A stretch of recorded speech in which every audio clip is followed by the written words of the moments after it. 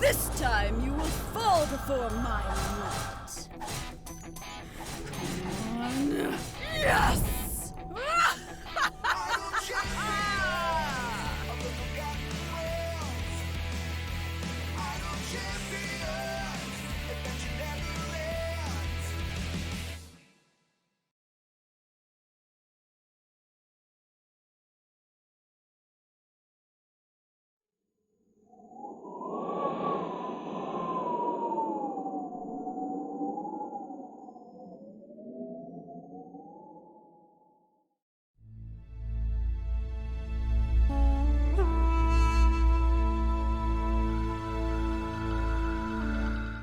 eons past, Okorum was crisscrossed with waterways and burgeoning with fauna, a land replete with resources for its inhabitants.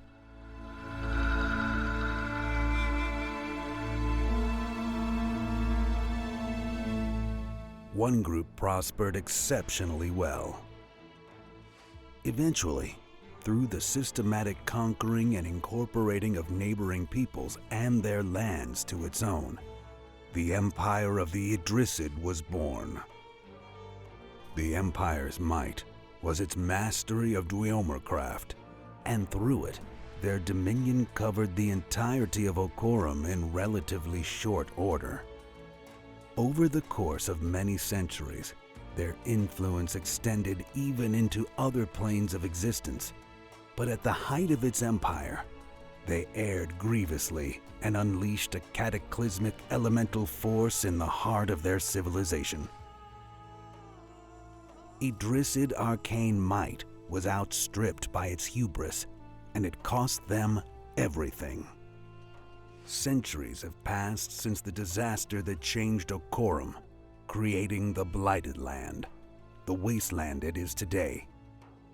Though new civilizations rose from the Idrisid ashes, its secrets remain undiscovered, and while many Shintufi structures survived the wrath, its populace was decimated.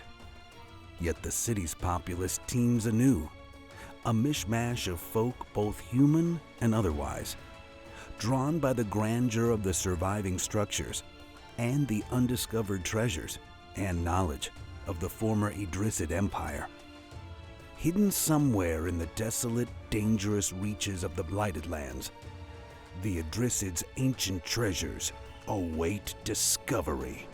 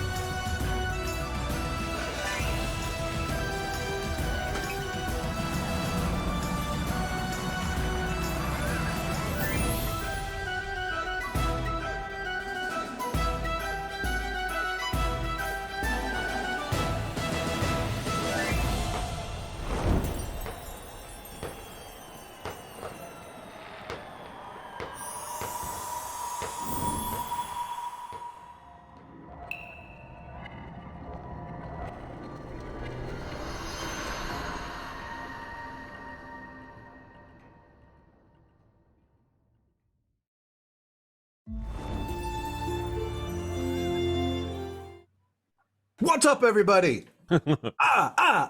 Welcome to another episode of the Gaxx Pack. We are marching to GaryCon, which is this weekend. GaryCon is this weekend, everybody.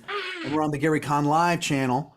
If you didn't know, the Gaxx Pack is an ongoing Dungeons and Dragons adventure brought to you by GaryCon, the annual game convention celebrating the life and works of Gary Gygax, the father of role-playing games, the co-creator of Dungeons and Dragons, the game we're going to play right now. We are sponsored by Idle Champions of the Forgotten Realms. Thank you very much for your sponsorship and people jumping in from that game to check out our game and grab a code. We got the code up on the screen. Everything's good. We're codified. We are a coterie, as we say. We know what it says that, but me. Anyway, also we want to thank Gaxx for sponsoring us, and Gooey Cube. Somebody mentioned Gooey Cube on our last broadcast, I think. Ooh. They Yes, they're great. incorporated it into the game. Anyway, let's roll the opening, and then we'll do all the intros after that. Yeah.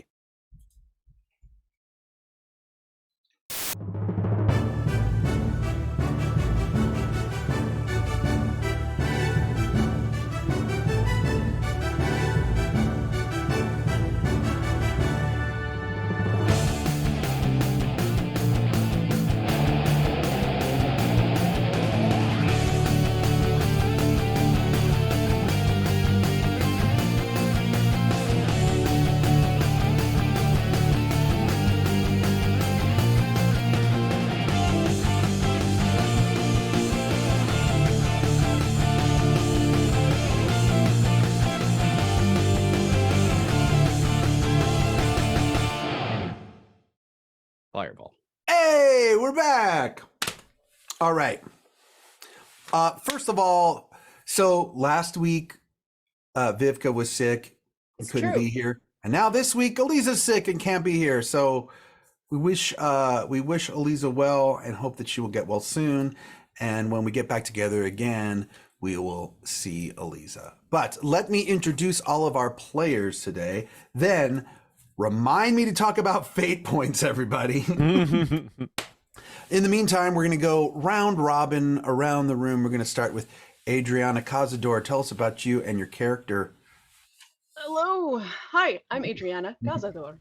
And I do voice acting and video games on my Twitch channel and all the fun stuff, but also TTRPG stuff here on the Gaxx Pack. I play as Grath, the Tiefling Ranger, reluctant leader, nervous, but also deadly.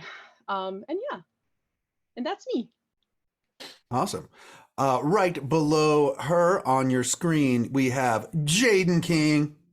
Oh, hey, if you didn't know me, hopefully now you do, but just in case, it's Jaden King. I'm on all social media at It's Jaden King. I'm an entertainer, game designer, and narrative storyteller. I'm an industry coach. What do you need? I got it. We'll make it happen.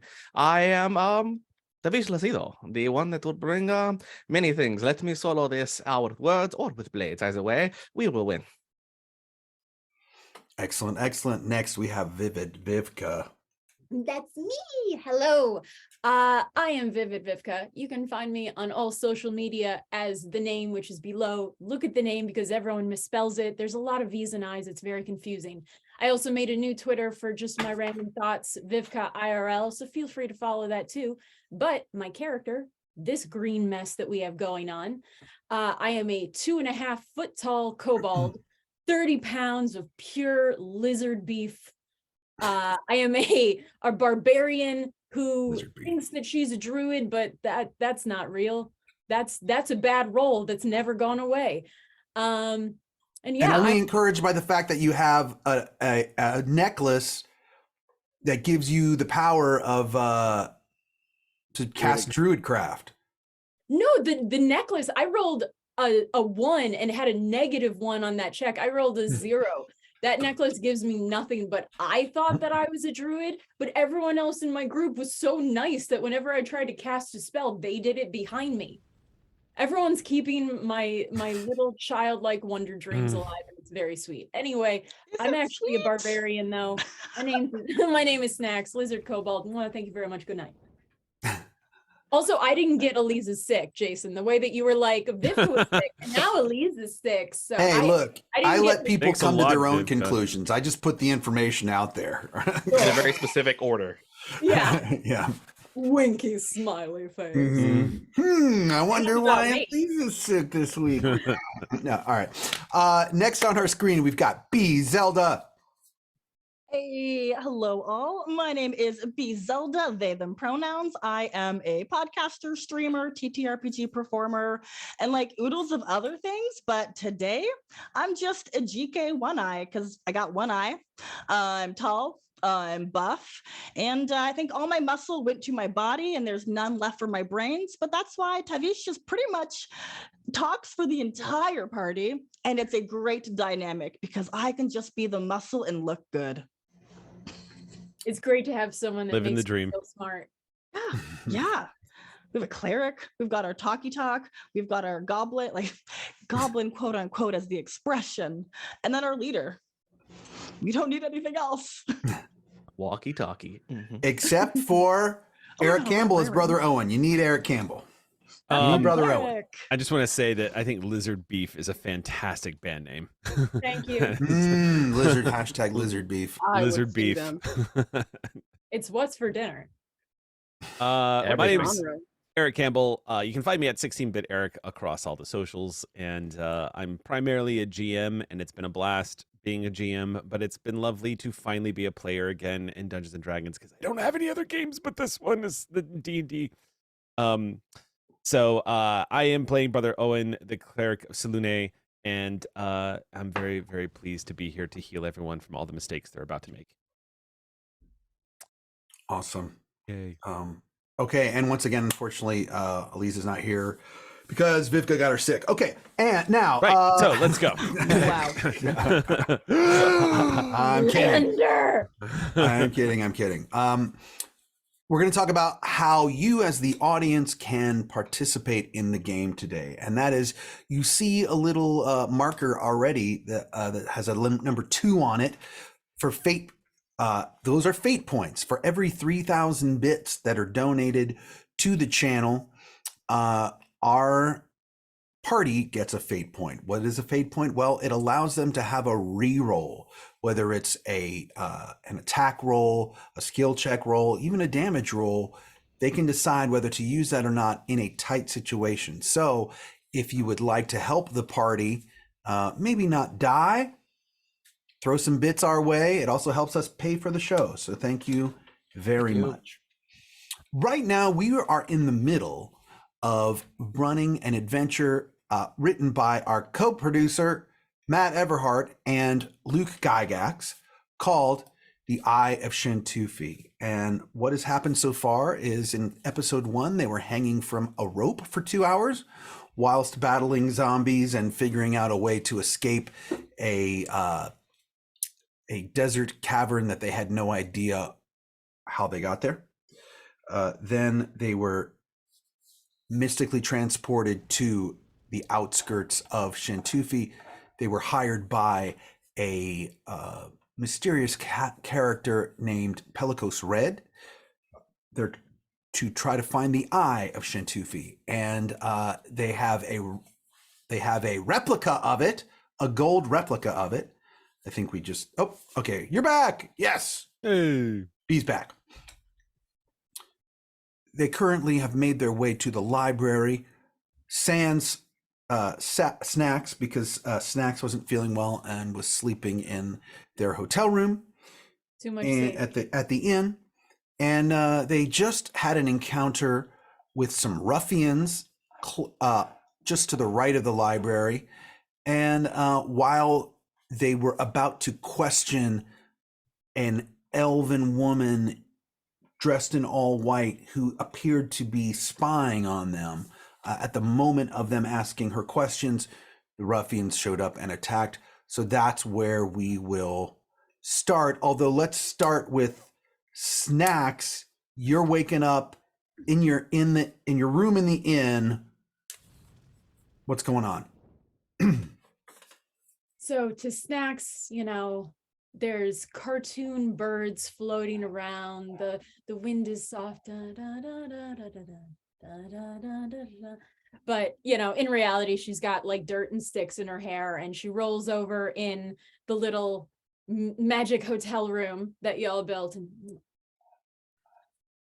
I feel way better now. Oh, wait. Okay, now I feel way better. and she just kind of kicks some dirt over that and pretends it didn't happen and steps outside. They need to sweep the floor. Jeez.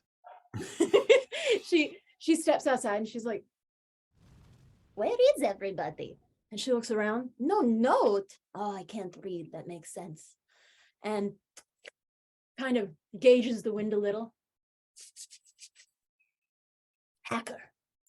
The scent of Hacker. That stinky axe. They took him. I will find him. And it's like nose to dirt. And she's on all fours, just Make me a quick survival check if you don't mind. Of how much dirt? All right. If you can pick up the scent of your stinky magical axe. I have a +5 to survival. I've been waiting for you to ask me to make a survival roll this entire time. I got a 7. Well done. Welcome to Gaxx. You've been waiting to roll that 7 this whole time. About right. For About purposes right. of time, I will say that you pick up the scent. Yeah, I don't pick up the scent. It takes me 3 hours longer than I meant to, but eventually sniff, sniff, sniff, and I track the way there. Oh, a 2. You just now come across them. If you had maybe gotten an 11 or higher, I would have allowed you to show up in the middle of their combat, but you arrive at the end. You arrive to see your companions huffing and puffing from a fight well fought, and you are now reunited. Snacks holds up a little stick that has a leaf attached to it, and she's written in dirt and blood, "Yay, success," and she's like, I'm going to glance over at Grath and be wrote like, that? Snacks doesn't know how to read. How did she write that? I don't think it's "Hold to Snacks. find out." I'm not I don't saying. question it. Hey, so what you doing? I think this is yours, right? And points to Hacker, whoever's got it. And confirming are we still around just a mass of bodies? Yeah. like there is Yeah, pretty much. carnage Oh, around Snacks, us. Snacks does not even blink and doesn't even question it. But she Carnage. does look at Brother Owen and is like, Mine? I mean, that's a little weird to go ahead and say that I claim ownership of a sentient being. Like that seems. I mean, we're friends, but And why like, did you do it? we're not like connected, or like. I mean, I don't even think I'm ready for that kind of commitment. I'm not sure this is. Tabish holds out the Snacks. axe. It would be cool if you Oh. didn't make things weird. Like, and she Snacks. takes Are we the talking axe to back Snacks? and puts it away. I don't know. When you grab the axe, to make things even weirder, all of a sudden you are all blinded by a flash of light, and you hear Hacker actually going, "No, no, no!" Ah! What did you do, Snacks? Did they just I got die? that death grip. As the light as the light fades, and you start to hear the sounds and the smells of the city, What? you are now holding a sword Oh, Hacker did instead of an puberty hit? axe. Hacker got puberty. Oh, And congrats. she double hands the sword and kind of shakes it a little. Don't shake me like that. Oh yeah, definitely puberty. Your voice dropped a lot. I did not do that. That was not me. I did not. I mean, you did some Right. questionable stuff, but But Do I these ones not. reintroduce? Who are you? Are you saying? Am I what? Are you? Are you? Are you the same? Stop shaking me!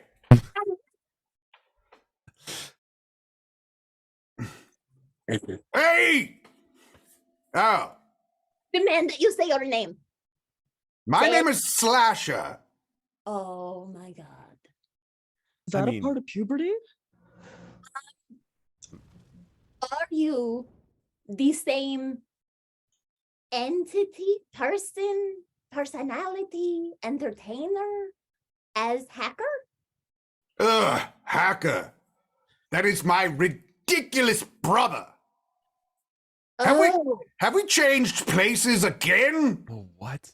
unfortunately, yes. Oh, bother. You can all hear this, by the way. We can all hear?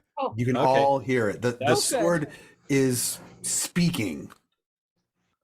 Wait, quick The question. voice is Just, projecting from the blade. just reference. We could hear Hacker before, right? Yeah, you could. Sometimes. Okay, sometimes. Not all the time, Sometimes, though. yeah. Okay. It's kind of like up to them. I kind of got that vibe. Yeah, Hacker and I also have like a mind thing going on. You know, we said a lot that you didn't hear. Anyway. That's And you hear in your head, Snacks, I can read your thoughts as well. Oh yeah?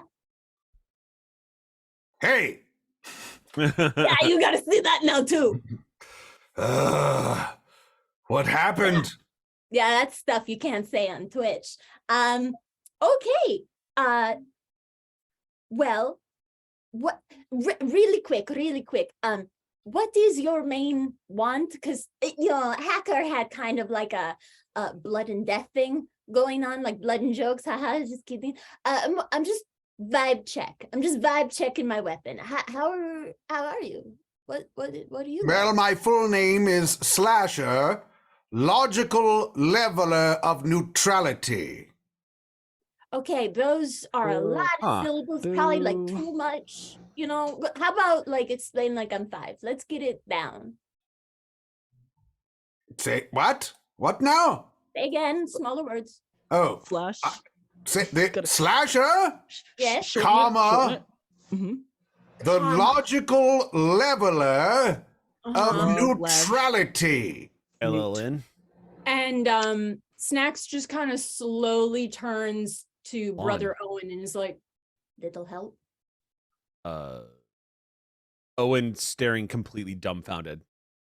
And then he leans on his glass staff and looks at Snacks and goes, honestly, since I've joined, I think I've hit capacity. I don't understand it. I That's was all I created as the polar opposite of Hacker. All right. Well, Oh, you like And me and my Snacks twin? just- Okay. Reaches down into like her little pack and brings up a pair of glasses made out of twigs and puts them on. all right. This is how we are now. Pinkies up, and we will be completely logical. And she goes to put the sword away, but she still has like an axe holder, so it's like and so she just kind of puts it sideways. There. Mm. Ah, this is rather uncomfortable. Logical. Don't know what has happened But here. if I can serve you in any way that would bring about the continuation of keeping balance and neutrality, but also law, I shall. Oh dear. Man, we're gonna get a good cop, bad cop thing going on. This All right. reminds- I mean, and she like puts like an arm over the hilt a little, like, I really think that, we need some bonding time, but I think this could be a good thing for both of us. Perhaps as long as the balance is maintained. Oh, For that is my primary objective. this reminds me of a summit, a cleric summit I went to in Waterdeep years and years ago. The clerics of Helm, they are so tight-assed. This reminds me. I don't know if you're saying this or Yeah, no, that's Brother Same. Owen muttering this. And then from Snacks' back, you hear the clerics of Helm, those wild, chaotic bunch, they can't keep themselves together at all. That is Oh, yeah. This That is very is- much like my twin brother. He is very much Oh. like this. okay. I'm just quiet at this point, I think. They know no discipline. quietly Snacks is like, So, if he wants balance and is logical and good, then I have to be the opposite. Challenge accepted, sword. At this point, Brother Owen is going to start taking stock of the corpses, like the feet in the alley. He just kind of says, well, Pieces of corpses. maybe we should. We should Yeah, move if you the recall, oven there one way. were Move away from this. there was two humans, a lizard folk, and a fire genasi, and I believe it was one of the humans that ran away. Hmm. but there is a dead human, dead lizard folk, and a dead fire Oh, genasi. yeah, the at human your I was feet. going to Eldritch Blast because they were running. You But guys. they zigged and alleyway. zagged around. It's a crowded street. They were able to. Hmm. One got away. Mhm. Yeah. Oh yeah, I was trying to scare them, and they were like, "Nope." Yeah. Okay. Did the elvish woman remain, or did she actually slink You away were during supposed the to fight? watch her, so Oh, that's a good point. I forgot about her. Tavish was in the middle of a dark pit. Make me a perception roll to see if the elf got away. I will try. To see if you Lady notice if the elf elf got ran away. away. That is a ran natural away. 20 for 25. There you have it. Okay. You Well- noticed in the middle of the combat that the elf did slink away, and she slinked away in the direction of the library. Okay. You at this point, you guys are a little bit north of the library. The entrance of it is behind you, but not directly behind you. So the best way I can describe it is like if you were standing in one direction, the library is behind you, but the entrance to it is over there. Okay. We went around the corner and crossed the street. Mm-hmm. Okay. And we're at They 3 live- fate points now, by the way. Sweet. Thank you. Thank you. You're gonna I'll need get those. to him. The woman that Um, we are dealing with seems to have departed back into the library. I don't know what to do with this. But I have learned that if you are there when they come to investigate, you get in trouble. So, and Tavish will like very nonchalantly just prance walk towards the library, real gaudy, like. Let me describe the library to you, too. It's an old but incredible sight to behold. 4 pillars rise into the sky out of each of the 4 points. The building has 4 sides, each tapering to the top, giving the 4-story structure a ziggurat-like appearance. The grand entrance to the building has a series of 50 columns leading up to it, lined up by an immaculately groomed grounds of the library. And then you see some steps leading up to the main entrance. And at the top of the steps, you see 2 guards. As everyone was prancing and stepping away, if anyone had turned around, what you would have seen is Snacks's bag on the ground and just the leg of the lizard person getting pushed in the rest of the way. there's like some gizzards you could probably get into as well if that's your jam. You Ooh, know, a little bit of electric lizard entrails, the gizzards? usual. I don't know. It's just a word that sounded cool. I love electric gizzard wizards. Lizard gizzards. Y'all are My dropping mistake. good band names today. Gizzard wizards. Lizard gizzard wizards. Okay. But yeah, I just wanted to get in that I did take that lizard person. And I hope as so. we're approaching the library, y'all could probably hear Brother Owen just saying, "Please don't say you're going to take our weapons. Don't say you're going to take our weapons. Please don't say you're going to take our weapons." As he's walking up, he's just muttering to himself because he's just anticipating getting stopped at the door.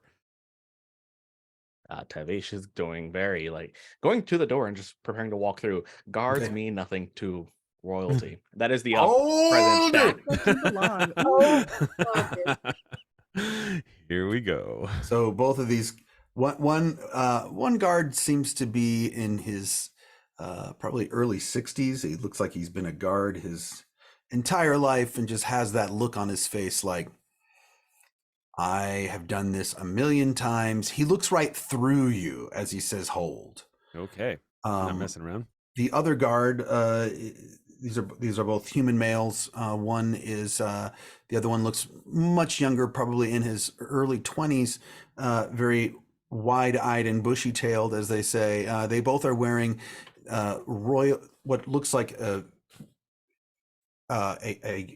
armor, very very uniform, very slick-looking armor. Clearly, they work for some sort of government of this town, and But what you do notice about the younger guard is that he does have a lute strapped around his back, which seems very strange. But the older guard says, no. "Library card, please." Where would we apply for one? Of course. And Snacks just hands over like a really thick leaf that has a handprint on it. It just says we This is- know underneath the this is handprint. not Yes. a library card. Hail Sith. I beg to differ. And she just like puts it in his hand.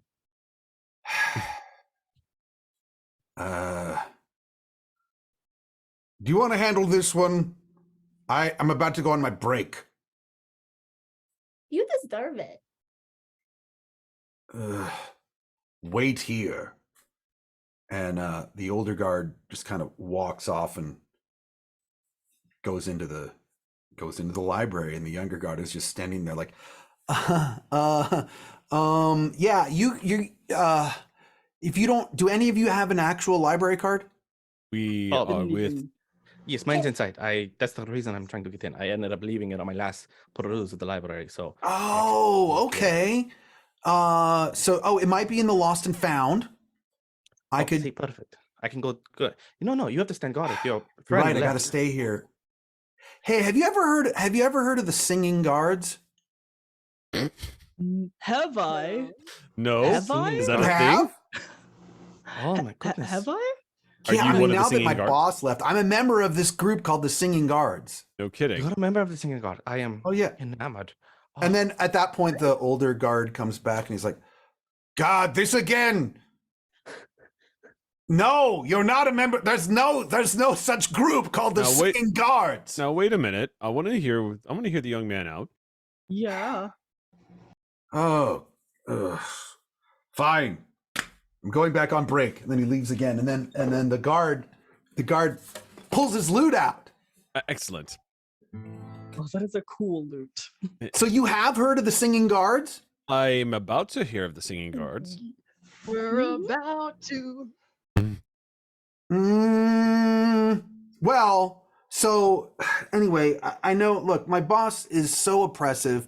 He doesn't let us do anything else but be guards. So I got together with some of the other guards and we started our own group. We're an a cappella group. A couple of us, my friend plays the dulcimer. I play the lute. And, sometimes we do have you ever heard of something called barbershop quartet? I don't go to a lot of barbershops, no. Well, it was Can't count invented that here, and we were trying to continue that tradition. But since I'm here by myself, and I do play an instrument, I'm actually gonna. I've been so bored. I wrote a song about the library. You guys want to hear it? No. Yeah. Sure. We're gonna learn. I've never learned Yes. about Okay, it fine. before. Yes! Go back, get a library card, and come back. You don't want to hear my song? Fine. Now you've You know done what? it. We Tell want them to we listen love to your them. song. Look. We would love to listen to your song. And if we do, we would like to go into the library and maybe research a little bit more about places you can play near the town. We are friends with the and she turns to the group. What was that guy's name again? The bard we met Oh, at Lizard- the town? lizard beef. It's signed on my Oh, face. this I guy? think. No. Oh, The tiefling? Make me a history check to see if you remember the name of the bard. Oh, I would. that's a good use of a Tabish history does check, not. It's written actually. on my eye patch.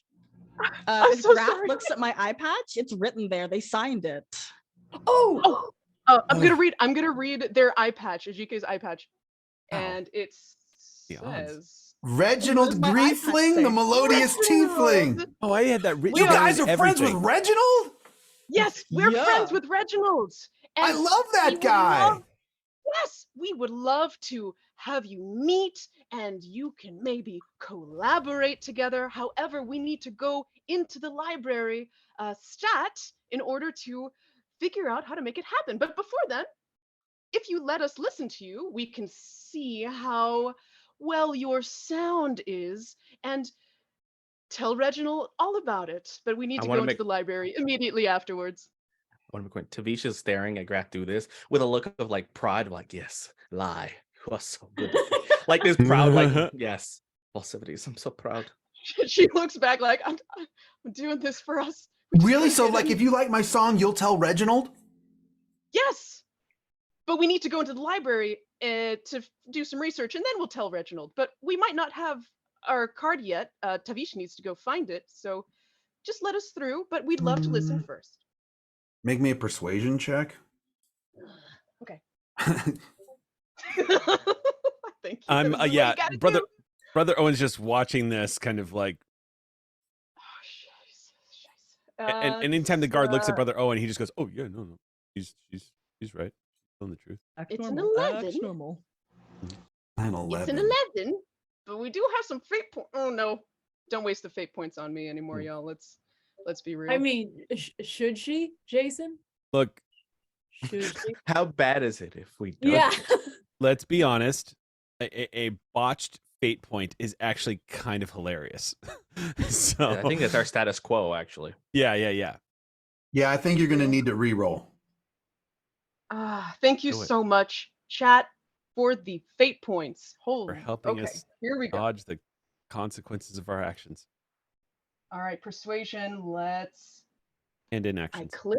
I clicked. Oh no! Excellent. It's worse. It's still working. RM. Right, I'm so, So, sorry. but I there's some just rolled a consistency. Natural one. There's Again. consistency on the first one. On the first roll, you rolled an 11, and on the second one, you rolled a 1 + 1. Yeah. Yeah. Wow. So nicely done. It's almost like See, it that's it. feels like you're being admonished. That's Mhm. it. It's because I'm using. I should have used my real d20. Oh, jeez. So. To be just looking like this. I mean, I don't know. You might, you know, we don't really make a lot as guards. Oh, I see. And I'm trying to fund I'm gonna look over at Tavish. the singing guards. You know, like instruments cost money. Yep, I see. Aw. People don't realize that. Like, you know, we'll Oh, do a look at gig this. and we have to split like Yep, 10 copper pieces Yep, between 5 guys. Listen to me, friend. Listen. Do you not do music because you love it? Is that not what brings you such joy? I love it, but I love it, but I mean, I'm thinking that I want it to be my ticket out of Right. guarddom, you I know? see you wanted your ticket out, but if you are trying to get money from every person that meets with, then how will anyone ever find joy in what you actually perform? I'm You not don't trying to get buy money your from every fans. person I meet with. I'm just trying to get money from people that pissed me off. And he looks at Grath. Oh, Oh, friend. okay. Well, at least he's Narrows being his honest eyes. now. Listen. Grath just kind of like slinks back into the Uh, group. I know you may not recognize who I am, and that happens a lot, but I am. They used to call me Billy Lance. I do some of the most exquisite performances amongst many things. Have you ever heard of Hammy's Let? It is a performance where we let the greatest tale ever told. Yes, I'm a playwright. I do many things, but it is the music that inspires. And I have connections to many people that do theater across the land. But all I want is to find undiscovered talent. And yet you chose not to perform for me. Give me the performance. Show me your spirit. Let me see what heart you have. And then I will show you what I am capable of doing, parting seas, moving desert, and shaking mountains under your feet so you can rise. All right. Give me a deception check with advantage. Oh, thank Yeah, goodness. I'm ready to sing for him. Yeah, we'll make it work. Dice be Mhm. nice. Worst case scenario, we're gonna pull out Shrimpkin. It's a 25. All right. Th- You know that's a what? second 25. I was rude. It's my fault. I was rude. Let me play you my song. And you can go in and get your library card after that. Thank you, Tavish. You will learn. I will work with you. Just don't forget the name, the singing guards. Okay? The singing arts would never be We're bards in forgotten. charge. Will you sign my eye patch after you perform? Sure, but there's no room left. Reginald signed all over it. Oh, you could sign on the inside. It's just a little moist sometimes. Okay, well maybe I'll find some. Maybe I can like carve my name in there or something. Anyway, all right. Here's the song. Okay, good. I was gonna say we're not robbed of the song. I hope. You will be. I'm sorry. This is the library. You're not getting in without a card. The library. We got books and periodicals. The library.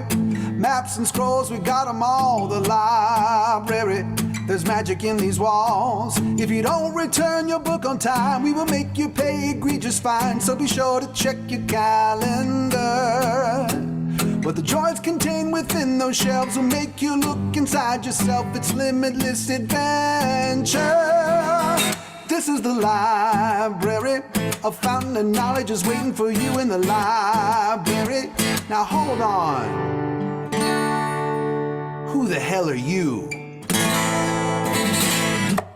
Did you write that last part before, or did you just improvise the last line with us? I A professional improvised when, nutshell. and he looks at Grath again. Oh, I'm it. still not sure if I'm going to let her in.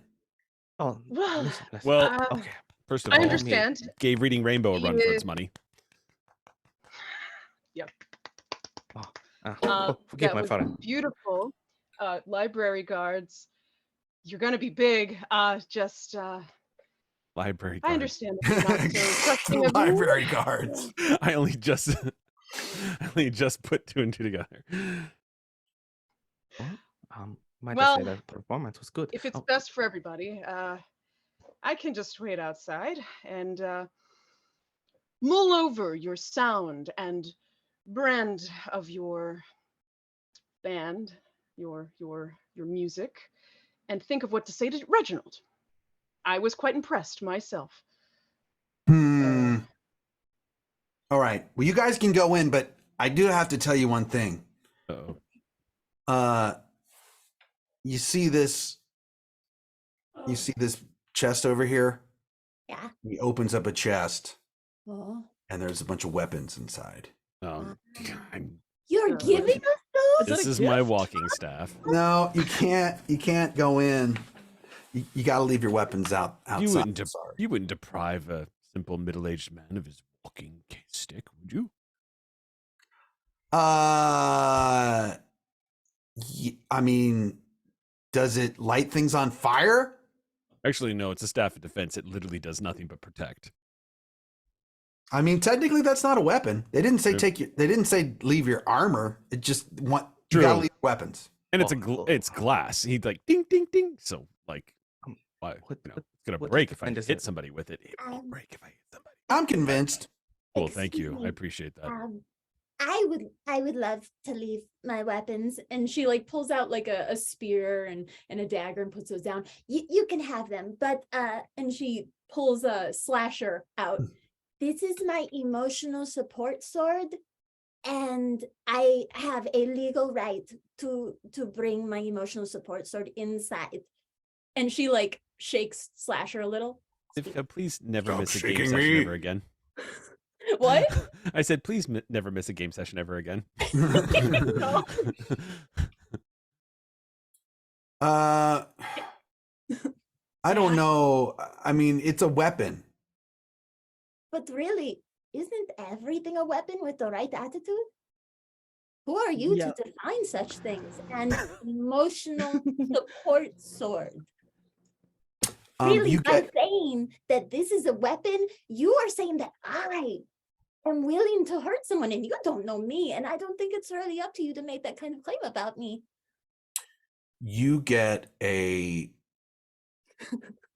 a telepathic message in your brain that says, I can teleport to you within 500 feet. But this is your fun.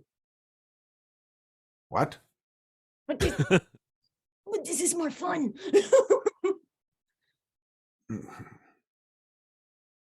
I'm all about obeying the rules, you know, and Oh, obeying the law. That's right. It's a lawful neutral sword, so it wants to stay here because. If these are the Oh, laws God. of the local principality, then I must obey them. Oh no. Sheath What it. you guys see is Snacks is looking at the sword really intently, having this telepathic discussion. But really now you're doing this to yourself and you're calling yourself a sword. And I'm just saying that I believe in you and I think that you're much more than that. You have many more capabilities and you shouldn't put yourself in such a small box of sword. So Slasher poofs out of your hand and poofs into the weapons jeez. check. Insolent dagger! Oh man. Like I said, I am always about following the rules. So of course you can have my weapons. Lovers quarrel. I actually got warm. I'm very warm right now. That almost made me start sweating. I'm like, Oh boy. The descent. Oof. Okay, well, do the rest of you put your weapons in the... Yeah. I just want to clarify what defines as a weapon. I mean, you know, like great. Daggers, knives, swords, axes, hammers, I literally- maces, morning stars, falchions, spears. Oh, okay. I see. Didn't say Yeah, halberd. they have- I'm And they gonna have to say. go in here. The Go ahead. chest. Halberds. They have to go in the chest while we're inside the library. Yes. Yeah, and look, I've got a we've got like a check-in system. So your weapon will be tagged and you'll get a piece of paper. Okay. You'll be able to get it back like a code check. But it's just weapon check. And Davish is like almost about to sweat and is like, we need to do this. We need to do this. We need to do this. And then we'll like alter their pants, pull out 1, 2, 3, 4, 5, 6 daggers. Their other pant leg, 1, 2, 3, 4, 5, 6 daggers. Alter the sleeve, 1, 2, 3, 4. Other sleeve, 1, 2, 3, 4. Okay. Snacks like leans over to Grath. Oh man. I had serious concerns about his body structure, but this makes more sense now. Those hugs were weird. That's a lot of daggers. Could I just do like one piece of paper for all of them? This is amazing. This encounter has taken like 15 minutes. I I'm gonna. 1 hour. Owen has and a check. dagger. I'm just gonna pull out a single dagger and just hand it over and be like, "Oh, Yeah, I he was the looks you first over. one He's to like, give is away that my really stuff." all you have? You guys look like you're pretty mighty adventurers. I mean, you're can friends with search me. Reginald, so that's pretty awesome. But you're welcome to search me. That is literally aside from the staff, that is literally the only weapon I carry." Davish opens up his half plate and takes out a few more daggers that are tucked under. the paperwork on this, no one ever talks about this part. They're just like, be a guard knowledge, you're keeping society alive and you're protecting your community, but then you just have to fill out paperwork all the time. Tavish is literally like Neo walking into the bank, right? Where he just like pulls open the Like, and just- Yes. and then like it's finally unsheaths the sword and it's like and it's coated in black, but it has like that dim light that's fading through. It's coated in coal to keep the moonlight from shining. Just don't touch the metal, because if it does, it gets very bright. Okay, hey, we just put it in the chest. I won't even touch it. Sets it down, and there's like this residual dark energy that kind of comes from it. Oh, okay, it'll be fine. Everybody will be fine. All right, so do you all place your weapons in? With Grath will place Mhm. her bow, and that she was also carrying a long sword that she never uses into. You and I the have the chest. most mundane weapons. a... Like I got Well, some my- swords, some daggers. The end. Is a +1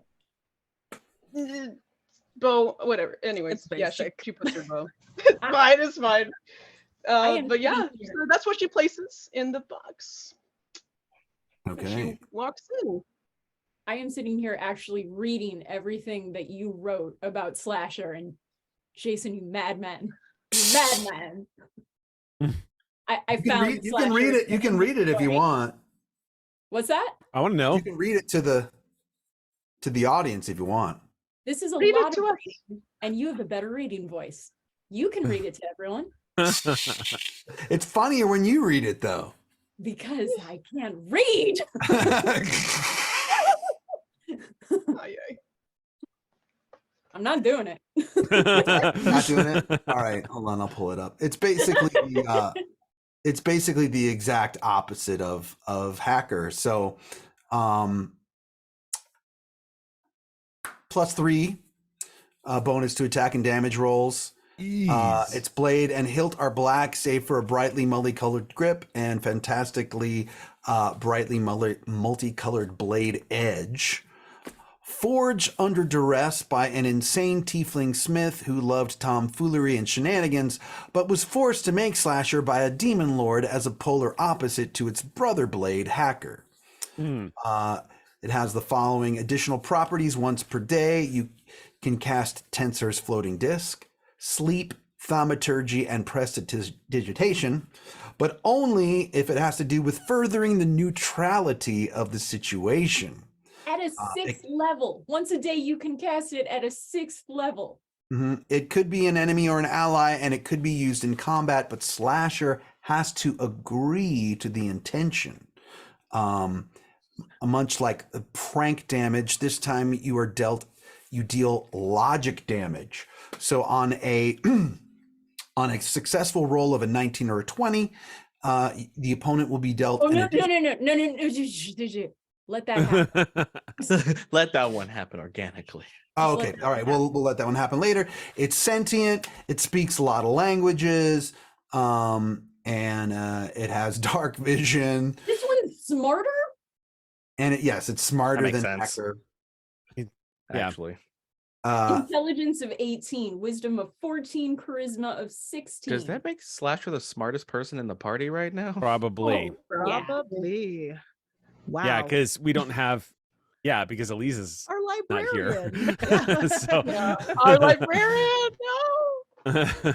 He speaks with a haughty, obnoxiously pretentious tone like that of a judge, as he is, in fact, judging everyone he sees. He's a Tory.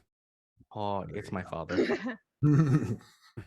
Well, now comes Snack's like weird arc where she's just trying to get like acceptance and praise from the sword. All right, you have now made it into the library. It's 4 stories. So the main floor, it's just a giant square building. So the main floor, of course, has row upon row upon row of bookshelves. And then the 3 stories above it it's all open. So you see balconies going upwards with more and more and more shelving.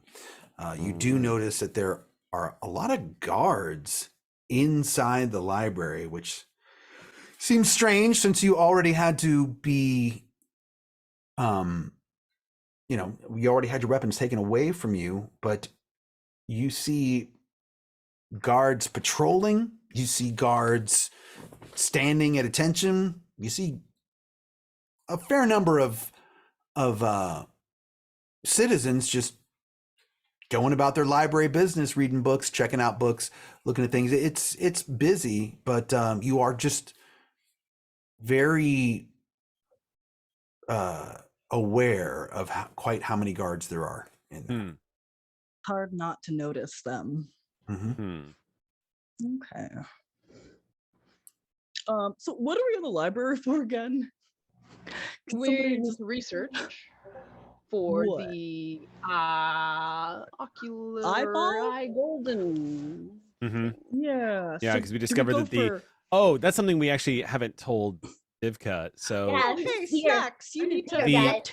that golden eye that we had, the Yeah. golden eye that we recovered, that was supposedly a part of why we lost the memory, we discovered in the last session that it is a forgery. Oh, It's not magic at all. It's It's not a forgery. It's technically a a replica. replica. okay, yeah, sorry, a replica. Oh. Yeah. It's Like not. It's all not. these It's not pretending to be anything that it's not. It literally says Right. replicas on it. Right. Oh, y'all got wished. Yeah. Yup. Riley's Replicas LLC, made in tomorrow. Oh, I mean, good for incorporating. So we were looking to find out. Max is she's just along for the ride. Like, you guys are going to the library, YOLO. All right, I'm there with you. I didn't need an explanation, but I do appreciate it. Well, Brother Owen's the first thing I'm gonna do is I'm gonna look around to see if I can't spot our elven friend in this big place. Great.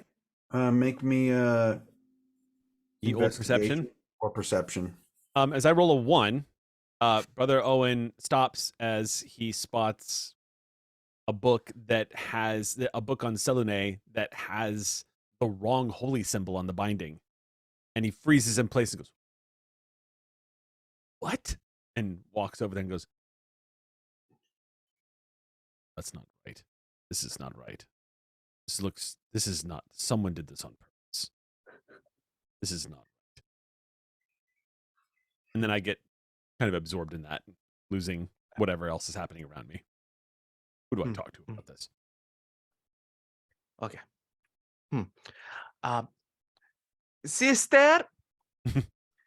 Sister lady of the in the library, old empire. Everybody's gonna look over. Oh God. Someone at the main desk just looks at you and goes, "Shh, library." Well, hopefully, because she likes to be here too, she would hear me and come. Otherwise, it will get very problematic for her. Sister. We'll I'm not gonna stand next to you. I don't know you anymore. At this point, you see an elderly man in long robes come over, and he says, Are they white robes like the sister? Not white robes. These are blue and red. And he says, "Can I help you there, young man?" We are beyond help. Yes, that. But I was looking for sister, but not the sister order of Well, if your sister's in here, I'm sure you'll find her, but you can't be yelling in the library. I think that's kind of a universal rule. That's sort of one of the first rules of the multiverse, I think. No matter where you are, everyone knows you can't yell in a library. You shouldn't, but you can. But that pedantics. You shouldn't. Very good, very good. I was looking for the sisters. They do something about the is it pants traveling? No, empire. The old empire. Sisters of the old empire. I get it. For learning about the empire. Yes, well, I do know a little bit about that, but I'm not sure if they want to be if they want to be disturbed at the moment. But what is that the only thing that you're here for? Or is there a book I could help you find, maybe? When he mentions books, he has a little gleam in his eye, like, okay, particular book you might be looking for? Well, maybe I could recommend one to you. No, just the old empire. So what does anybody remember the name of the empire? Book. You're talking about the Idrisid Empire? Idris, not. I thought that was the Elbis Empire. Yes. There's the Idris Elbas, the Idris Elba Empire. He's created quite an empire for himself, hasn't he? Yes, the Idris Empire. The books on that in Sisters were supposed to know a thing or two.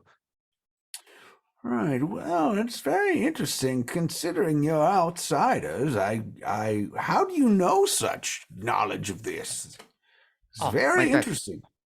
My dad is connected to things, and yes, we're curious and your familial heritage and legacy, just trying to learn things. Yeah. Well,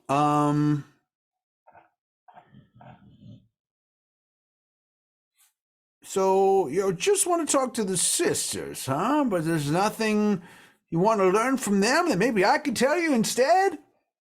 Who are you and why are you so insistent?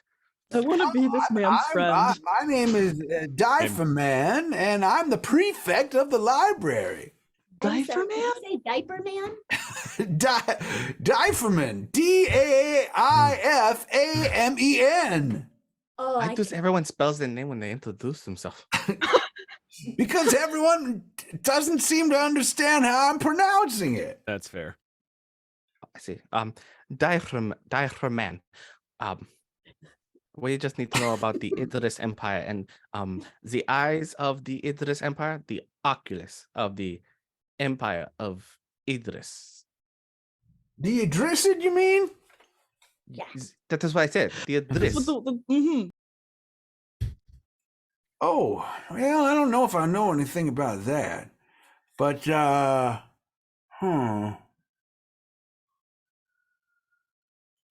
ahead and everyone, make me a history check, please. Okie Oh, dokie. damn. Come on, I've got proficiency in history. Don't let me down. 18.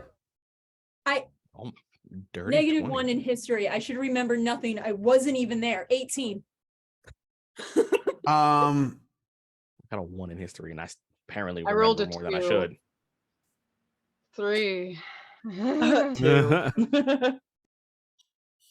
Adriana, you can just log off now if you want. Get out. Just leave. you just keep rolling one. This is just beyond me. It's It's D&D beyond you. me. Sorry, Ah! again and again. All right. Well, Brother Owen, you would remember that you've heard that there are parts of the city that have extensive catacombs beneath and the sewer system. So you might, but mainly the catacombs. So you might want to. It sparked you to maybe ask him. Okay, I'll bring that up, and just you see, it kind of strikes Owen, and for a second, he says, I do have a question about the catacombs. Specifically. Oh. Is there a place, or do you know of how we could learn more information about how to navigate them, or where we could find them? That's a very interesting question.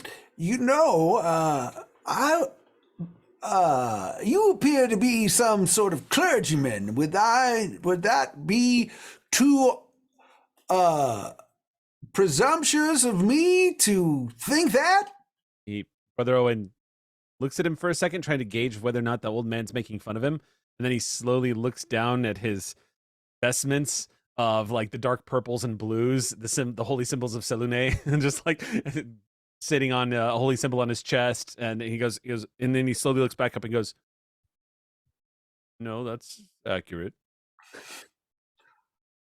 Well, so I'm sure you looking around at this beautiful building of ours, you can see how the floors need to be redone. See this little hole right here, and see that up on that balcony there, that I'm not sure about that guardrail. We could always raising money for a place like this always takes time and effort that Thought that's what you were getting to, but I using wasn't sure. to research things instead, if you understand what I'm saying, as his hand slowly reaches out whilst saying this. If each actually steps to the side to be like, Yeesh, this is for you. Brother Owen says, "You would take money from the church?"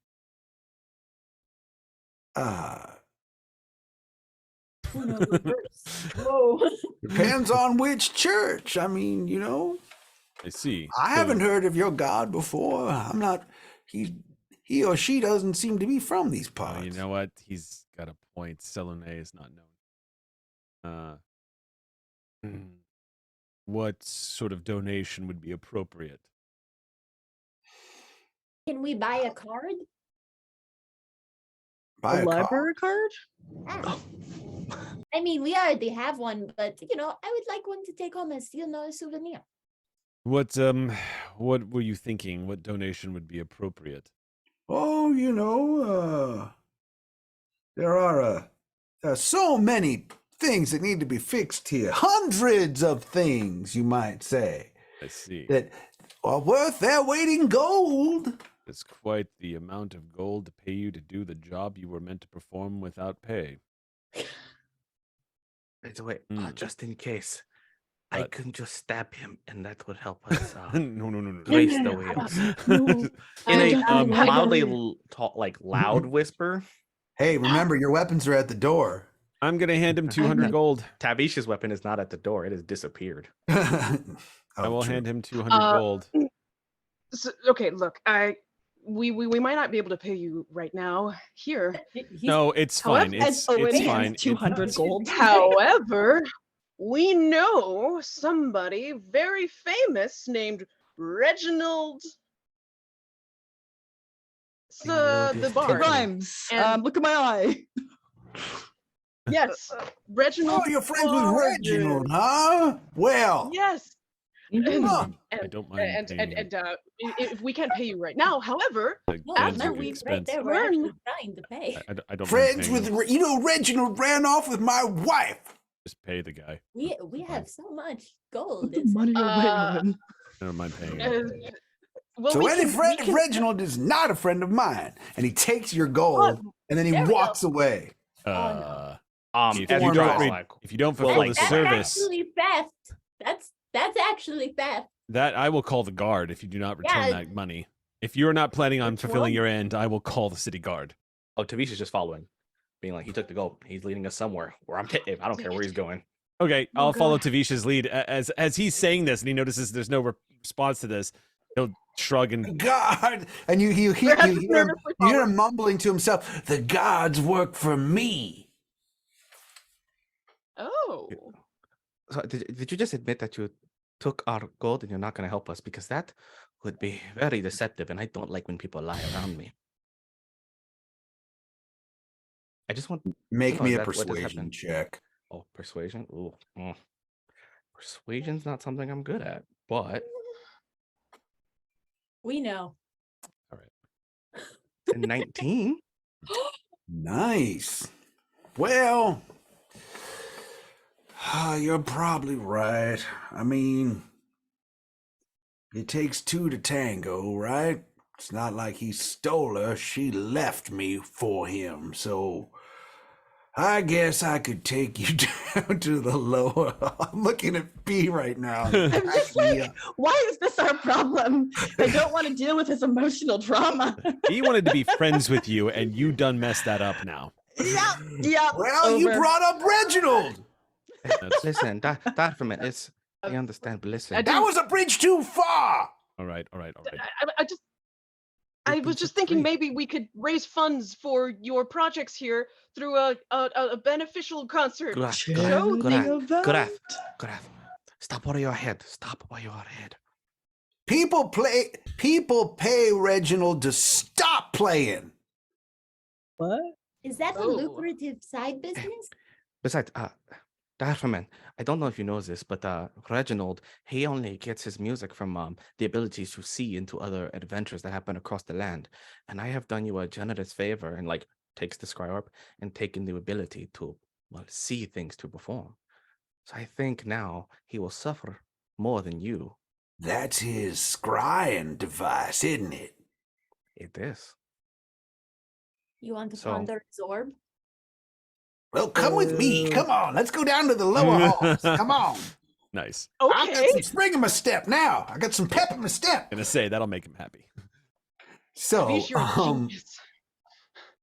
To note, as we are walking with him, Snacks takes his hand and, as we're walking, And really, I don't think she really appreciated you anyway. You should also give some of the responsibility to her because she made that decision. no, I did. You're right. You're absolutely right. And you're just going to grow from this. There's going to be so much more out there for you.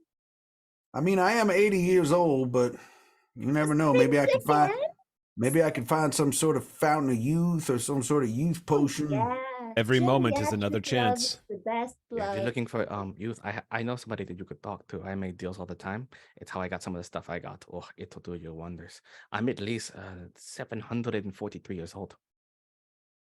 Wow. Well, all right. Well, maybe we could talk about that after this. Mm. So, Routine.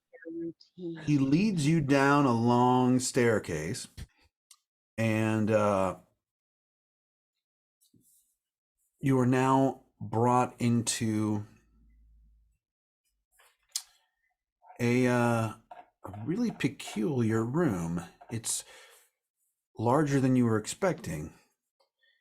It's it leads all the way down and then goes up 6 steps roughly to so you've gone down about 50 steps.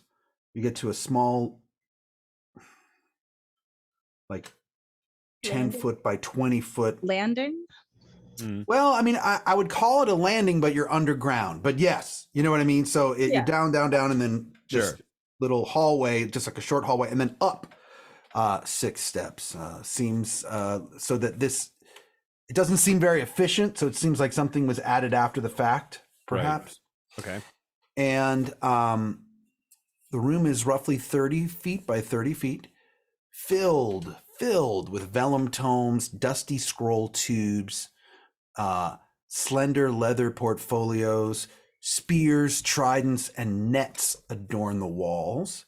The walls have faded murals depicting nautical scenes, mermen, octopuses, tritons, and other sea creatures, all saluting a blue-skinned figure walking on top of the waves. This human-like figure has a long sea green colored beard and holds a large silver trident in his left hand. The floor is made from green marble squares, each roughly 2 feet on a side. An elaborate tapestry hangs on the far side of the room, depicting several people laying offerings on a stone pedestal. A majestic feminine figure, clearly some sort of deity, stands over the pedestal with glowing hands extended over the offerings plate. Nice place you got here. Must be that god of the sea that this place venerates. Oh, actually, can I make a religion check? Yes. Let's do that. And that way I don't have to. Oh, it's like my dad met my centaur mother, and that's how 11. 11. Because religion you're is an not int sure. skill. You do. I'm a cleric. You do. With an 11, you know that is the god Azim. Azim. Right. Okay. Who is the god of the sea, the Idrisid god of the sea. So the culture before this one, it's their god of the sea. Right. Okay. I had a feeling. Okay. But so what you see in the room there is a pedestal that matches what you see on the tapestry, which is a fluted Corinthian column. There's a plate on top of the pedestal that's inlaid with gold.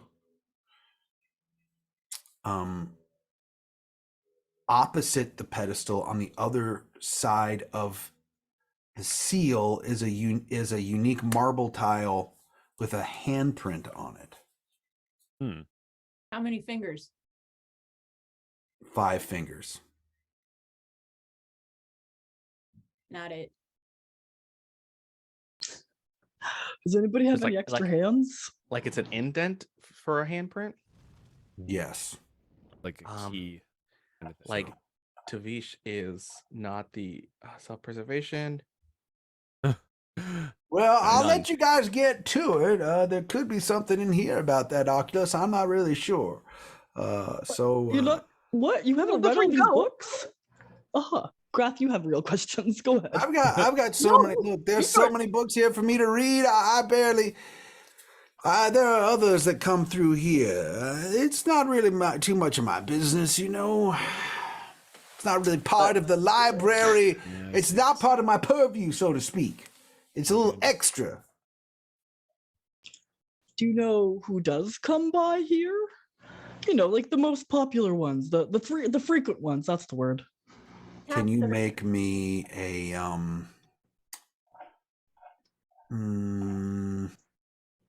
It's not going to be anything I'm good at, so feel free to suggest so anything. pick something.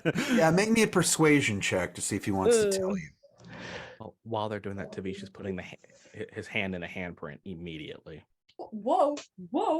Okay. Hey. 18. 18. Hide your hand. Hey, congrats on the 18. Thank you. Plus Well, 0. you know, the sisterhood comes in here from time to time, Oh, but that's it. I've been told by the people high above me to just let them do their thing. What is their Uh-huh. thing? Do you happen to know? What did they do? Yeah, describe their thing. I wish I could, but usually I just let them. They come in, they come down here, and I'm none the wiser. All right, that's fair. Would it be easier to draw it? I don't think he knows. I don't follow your meaning there. A lot Lady. of people don't. It's okay. Well, Snacks just like kind of puts a hand up towards the tapestry. Did you know that moisture is the essence of wetness? Snacks facts. I had heard that myself. Yes, well, I'm going to think about that for a while. But you just come find me after you've finished in here. Thank you. We'll do that. And he ambles away. Real man of You're going to go character, down the 6 steps and then up the rest. Real man of character, that one. Yeah, is this how the clergy always operates? Is that why this is not good? There are, well, he wouldn't be considered part of the clergy, but unless he was perhaps a cleric of the god of knowledge, there are plenty of clerics that do practice and make their temples a library as well if their domain is knowledge, but it's not unheard of. Let me just put it this way, EGK. Corruption Okay, really yeah, doesn't. that got Corruption go ahead. really just doesn't stop at any particular person. The sentient being, then it's got potential. That's the vibe. I thought libraries would be immune, but nope. Oh no. Speaking of sentient beings, I don't know, I'm talking in my accent. Is anyone around? As far as you can tell, no. Here we go. Okay, so Snacks goes like, and she puts her hand in like a hilt hand position, and she as hard as she needs to do to bring it. Oh. Snacks. Not here. The bathroom was back that way. Poof. Slasher appears in your hand. Oh, are we getting our swords back? As like No. Oh. Tevish holds his hand and his sword manifests, and he's like, "Oh, I got mine too." To be Because yours is like- the hex blade, right? Yeah, it's my hex blade. It's a hex So I can blade. activate it. I can just. Woof. Oh my god, I got mine too. Sheaths. Grath and Ajike and Owen, you look at your hands half expecting your weapons to appear. They can have that dagger. It's But literally they just a not. dagger. I just looked at my hand and go, Nothing. "Oh yeah, that's not going to happen." Sorry. Oh, Just lean on my Tried. staff. Yeah. Grath is like I'll a little just disappointed flex. that it doesn't. Mm. But then she kind of like palms at something Mm. under her belt and just. Very loudly, Slasher goes, "What appears to be happening here? Are you breaking the law?" Uh-oh. No, we talked about it and we got brought down here willingly. And I helped someone with some emotional marital trouble. So I was doing good stuff while you weren't here. Well, just so you know, the only reason that I appeared in your hand is because technically you're not in the library anymore. You're below it.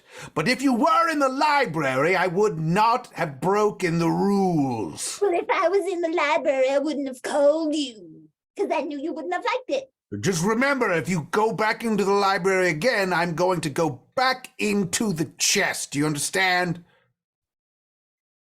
Yes. Oh, they're not getting along too well, are they? How long do we let them argue? Mhm. I mean, like, So I what could do go you put the want? books And down she just while puts they his sword away. stay busy. Oh, All right. okay, good. Good, good. No, I think Slasher. this is what we're gonna do. It's okay. I want to Slasher here. Hmm. Look at it this way. The guard, or I don't know what he was. It starts with a P. the gentleman we just talked to at No. The one perfect point, diaper, man. one Perfect? point, the diaper man, he let slip a little bit that the guards listened to him in a context that suggested Mhm. corruption. Yeah, So, if you that's really right. want to look at it this way, maybe this whole library isn't really based on any sort of lawful goodness. I think it Yeah. might unfortunately be corrupted from within, starting with the gentleman. Yeah, see now, So, you wouldn't really be breaking any laws if exactly. you just were existing in this library, since it is I based feel upon like your logic legal. is flawed. I feel like I would be adding to a corrupt system rather than uh, acknowledging that the system is corrupt. I'm just You can adding to the problem. rectify it with your But blade really, edge. if you Yeah. work within the system, isn't it a logical fact that, if you help take down a corrupt system, you are creating more equality instead Yes, of but just we're not even adding. talking about that because we're not in the library at the moment. Well, I mean, But this is a psychological debate because we don't know what's in the future. Fine. Oh God, you're It's my okay. You know new, what? you're my new Pressure. wielder. Just think about it. Just stew with it. Have a logical debate with yourself quietly. I'm Not in my head. cursed. Quiet. I am truly cursed. Except I'm not one of those cursed blades that curses its wielder. I am cursed by my wielder. Oh, baby, I know. I'm cursed too. And she kisses the blade and puts it back. All right.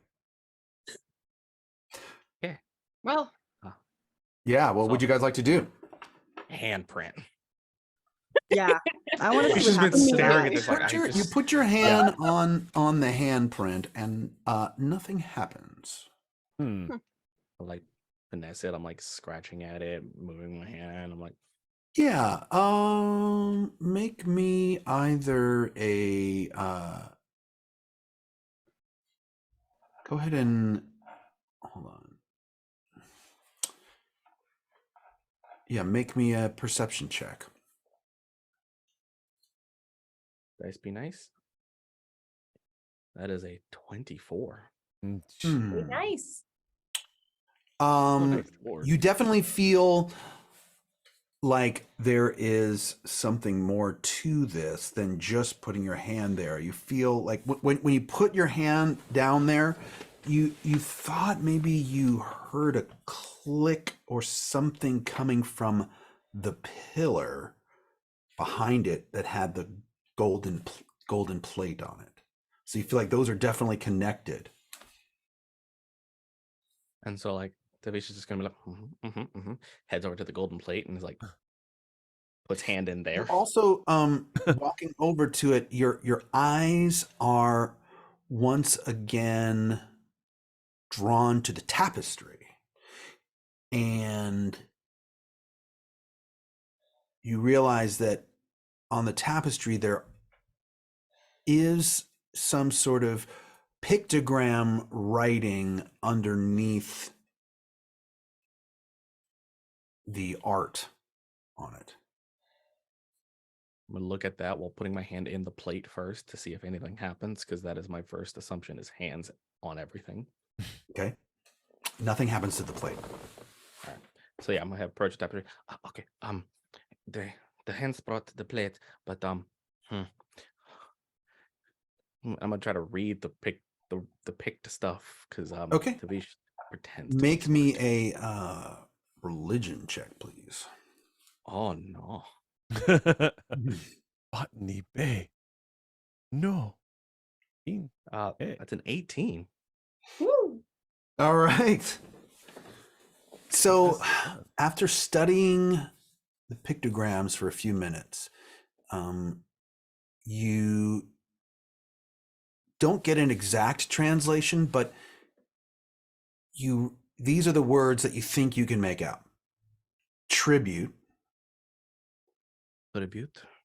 This is not A. You're gonna want to write these. You're gonna want to write these down. God, So is it going to tribute- activate Winter Soldier? He reads this out loud. the brewmistress, sacrifice,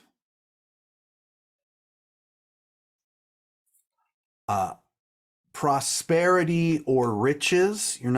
It's not an exact translation. And unlock or open, which is also not quite an exact translation. Tribute, brew mistress, sacrifice, prosperity, and unlock. Thank you for writing those down. I didn't have And yeah, I was. The tapestry. Yeah, so there's the offerings in the tapestry are, it looks like dice, horseshoes, mugs of frothing liquids, and some sort of hand charm. Looks like a hand with an eye in the middle of it, and gold coins. So I am not quite sure. Thank you for all the things you taught me about religion. I have not found I got to stick to, but this depicts something about tribute. The brew mistress, sacrifice, prosperity, and to unlock. There's something about offering with horseshoes and dice and frothing ale and coins, and I'm not quite sure what any of this actually means, but the handprint, the isn't it plate. obvious? We gotta put they sacrifice the things in the picture and the painting. We gotta sacrifice the things in the spots. Look around. Is there horseshoes around? I don't think so. This is a really we're pretty much right at the middle of the show, so this is a really good time to take a break while you guys contemplate Fair. what to do next. Yes. So we're going to take a 10-minute break, and we'll All be right. back soon, everybody. Okay. See you soon. So much fun because it's a different version of Archon. It's like a cartoon coloring book version of Archon, which is really, really fun. So seeing the artwork originally for Little Archon in the game, the way that he walks across the screen with his shield and he breathes fire, and then even the way that Chungo the Manticore comes down at different points. It's so much fun. I mean, you can only dream to have a character of yours then immortalized in that way and playable and unlockable in a video game. The Archon and Idol Champions currently is an earlier version of Archon, so a pre-Hand of Vecna Archon. How did Archon get the Hand of Vecna? Archon was sent out by Tiamat over the course of a decade to go and retrieve artifacts for her. So Tiamat would appear to Archon in dreams, and she would reveal to him the location of a great weapon that could help him, or a great suit of armor. Like the axe that he carries belonged to a general of Asmodeus and was buried inside of this tomb. And so Archon went on this adventure to find that axe of Asmodeus. And so Tiamat would appear to him in dreams, and she did the same to him in terms of this kind of extinction event that was potentially about to happen, where Vecna had teleported huge pieces of land from the Shadowfell and armies and animated this giant long dead titan and was inside of this mile-high structure, juggernaut, going to destroy everything in its path. And so Archon was sent there in order to stop Vecna from destroying the realm. Archon's entire party was killed, except for him. And he wound up using his charisma to become assimilated into another group that shared the same primary objective, which was to kill Vecna and destroy Vecna and stop Vecna from taking over the prime material plane.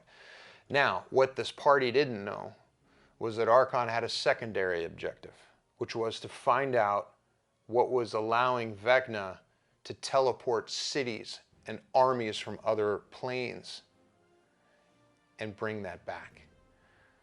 So during that battle, Archon survived, and towards the end realized that the power was coming from Vecna's hand. So when the battle was won, one of the members of this party that Archon joined was going to die.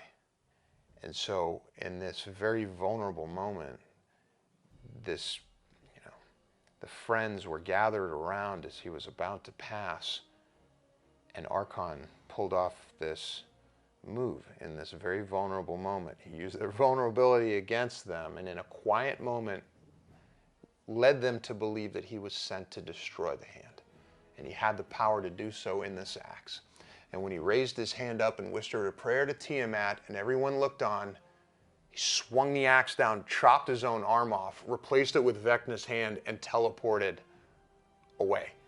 He teleported to Krull, who was waiting for him, who healed him from the battle and opened a door to Avernus, to where Archon went and then had an audience with Tiamat. Tiamat rose this giant tower of obsidian, volcanic rock out of hell, and this 9 layers tower with dragon heads around the top. Archon and Krull then sent for Toragar, and he met them there, and this army formed, this dragon army formed around Archon, who was this champion who had returned with what the dragon cult and the dragon armies believed was the actual cure for Tiamat's imprisonment, that finally someone was going to come along with the power to free her.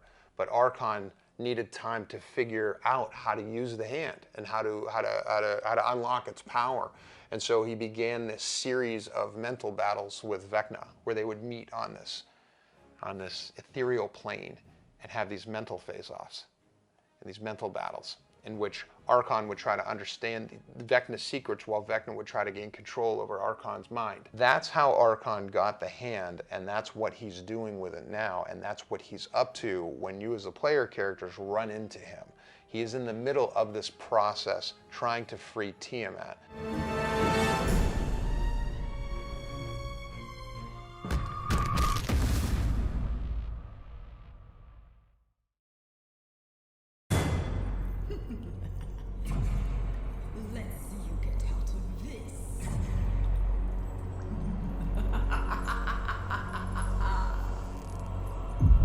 Blasted! This is not over.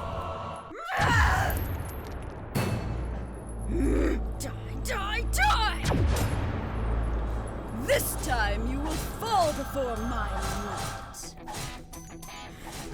Come on. Yes!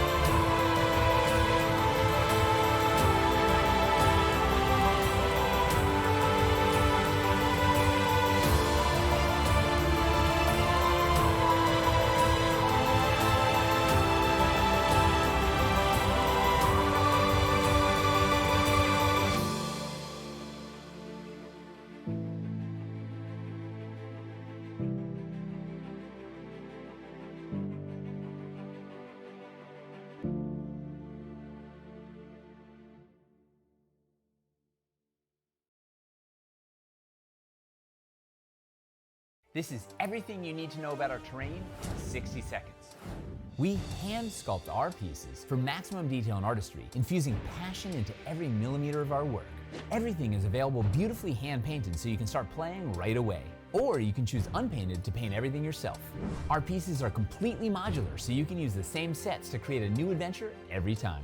We create everything out of Dwarvenite, our top secret PVC formula that's nearly indestructible.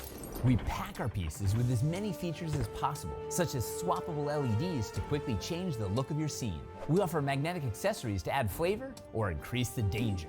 A 1-inch tactical grid is sculpted into our floors. We offer a range of environments, including dungeons, caverns, cities, castles, sewers, forests, mountains, streets, burrows, ice, and hellscape. And that's just the beginning. That's everything you need to know about Dwarven Forge in 60 seconds.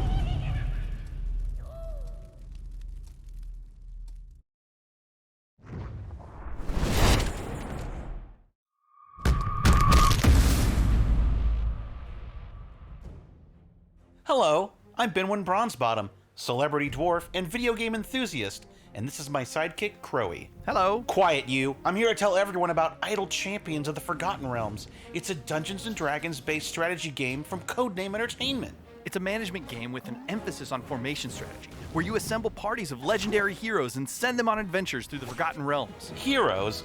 Crowy, don't you mean champions? Players unlock legendary champions of the Forgotten Realms, like Dritz Duerden and the Companions of the Hall, Farida and Havilar from the Brimstone Angels saga, and many more. Assemble the best adventuring party possible based on your formation options, champion abilities, and the obstacles and enemies you face. Or just smash your mouse button repeatedly like I do and hope for the best. Each champion has an incredible array of skills and items to let you customize your style and play even further. Farther. Farther means more distant, further is figurative. Well, I meant more distant, but figuratively. That's further. Well, customize your style even further, because Idle Champions of the Forgotten Realms is available on all your favorite gaming platforms. Steam for PC and Mac, Web, Epic Game Store, PlayStation 4 and 5, Xbox One, Xbox Series X, Nintendo Switch, iOS tablets, and Android devices. Well, let me know when it comes to the BlackBerry. I'm not giving up that phone. It's the only keyboard I can use. I hear it's coming to the smart fridge next spring.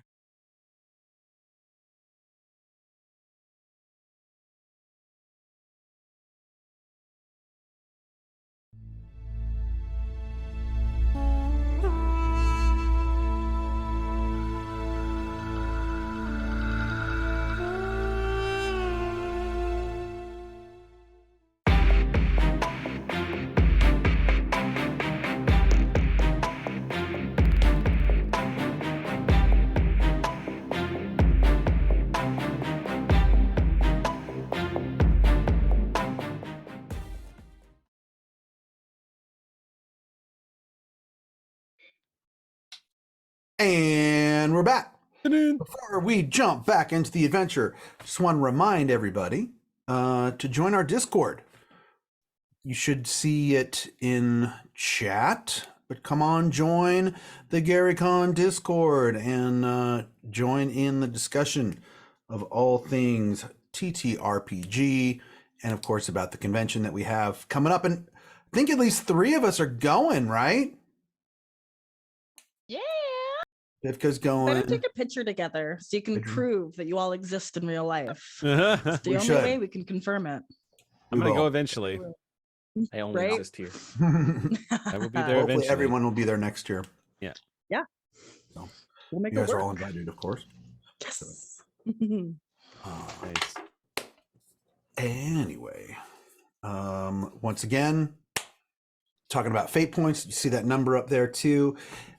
Some things could be happening that our players might need help to do a re-roll. So 3,000 bits, every 3,000 bits gives them another re-roll, gives them another fate point. They might need it. So, oh boy. Yeah, they just might need it. Oh boy. In the meantime, all right, you have been led to this secret room below the library that Slasher has agreed to appear only because it's not technically in the library. Sure. Because that would be breaking the rules. Can't break the rules. But You were led there by Diaper Man, not Diaper Man.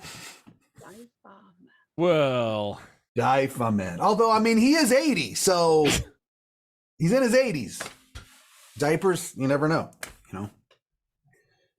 If He ain't shaman. no. Yeah.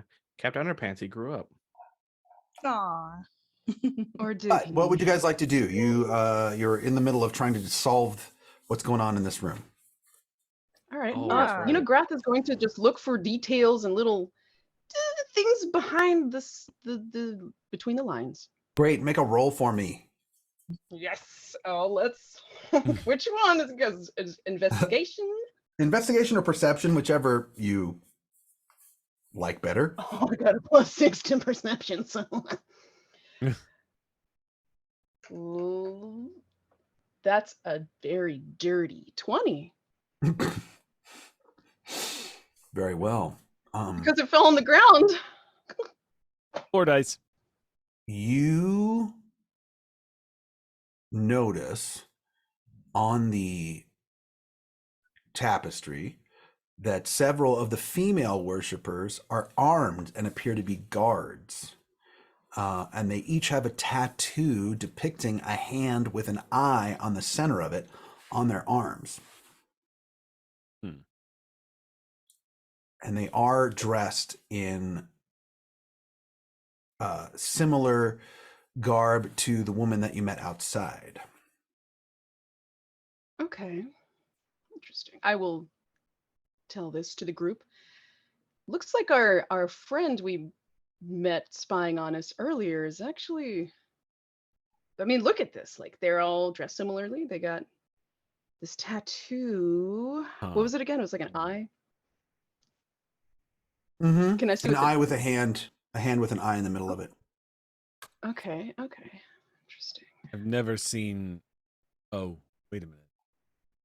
That is actually the holy symbol of Helm, but I'm sure it's not related since most people have never heard of our deities here.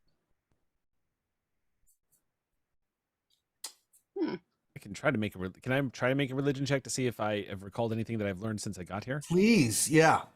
All right.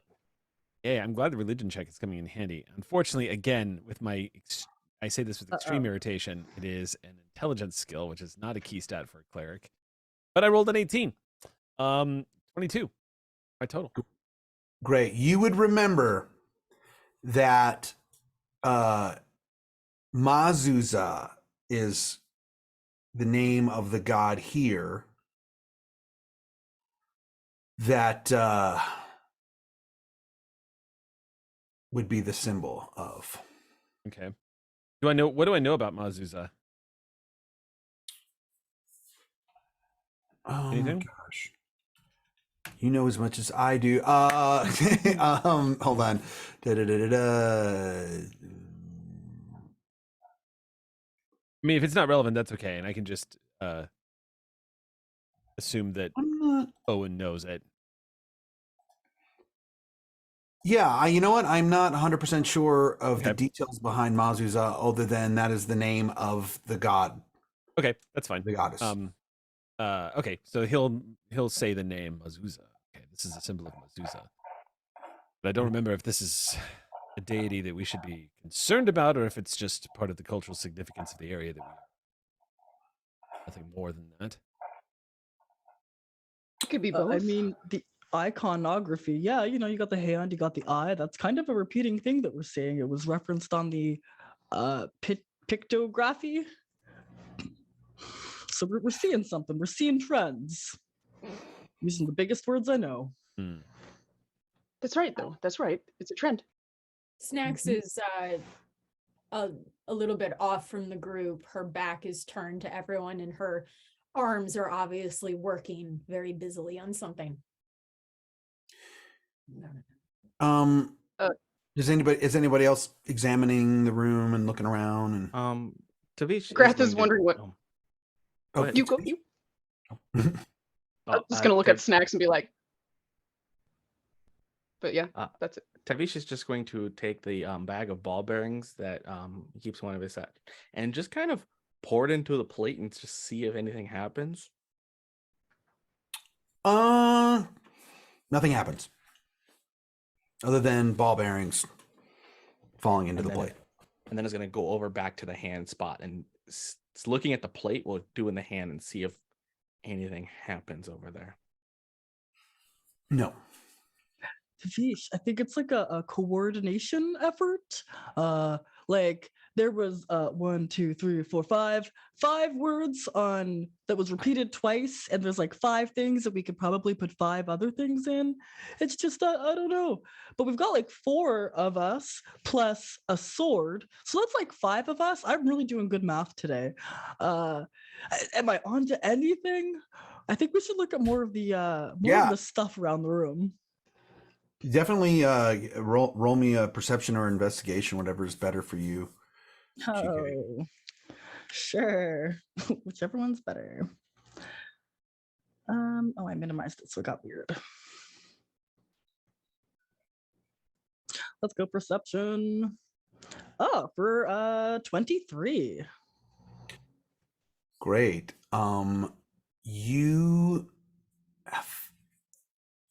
There appears to be a small opening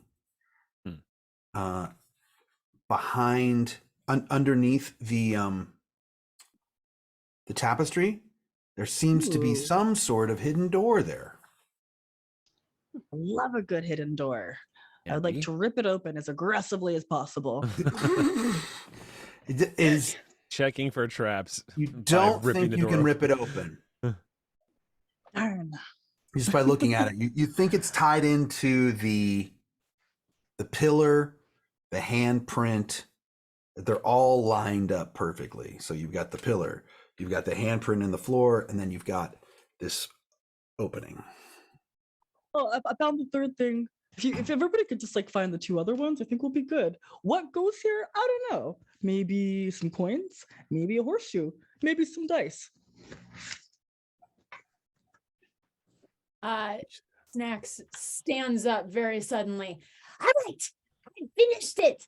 And she whirls around to show everyone a lizard hand that has an eyeball, that the hand has been carved out and the eyeball is right there. And she's like, there, got it. And she goes over and she slam dunks it into the bowl. Ooh. Wait, what do you slam dunk into the bowl? I made a hand with an eye in it from my bag. Oh, like an actual hand and an actual eye. Oh, yeah. Okay. Yeah. Wow. And I slam dunk it into the bowl. You got some good parts from earlier. Just whatever Tavish had left behind. Don't look in my bag. I love that you're thinking. That you're giving me something. Instead of just no. Jason's thinking. You hear in your head. Oh no. Oh no. From Slasher. Good effort. But you might need to add more than just that. She spits on it. You hear in your head, ugh. You didn't. Hey, listen. You decided to switch places with Hacker. This is on you. Like no one. I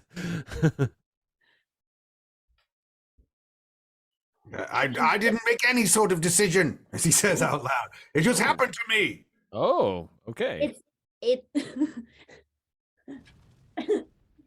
It's true. How do you think I got the hand off? Huh? We have about the hand opening, handprint. Do we? I don't do religious things. Do we just keep adding stuff to the plate until it? I don't think that's the answer, but I don't know what the answer is. But I still think there's like another. If we just look around this very particularly squared room, something else might appear. If I had 2 eyes to see, it would be a lot better. Maybe she's gonna check the door. That like behind the tapestry. It's not gonna open. It's locked. A way to seemingly pick it. is there like a mechanism attached to the door, a lock? You could try. It looks to be pretty smooth. There doesn't appear to be any openings or a way to pick it. It just looks almost like there are two panels in the door. That okay, so you just kind of like see rather the than crease that would have indicated a door. Okay. Yeah, I think we gotta think bigger than doors right now. What's anything on the floor? I don't want to roll another perception. Like, Graf, I'm gonna stand by this door. Do you want to go look at the floor? Okay. Yes. Grath will kind of like analyze the floor now. What she does best. Yeah, it's a good looking floor. What's going on with the floor? I'm looking at it. What do I see? What do you get? Oh, for perception. Well, I'll just roll. Yeah.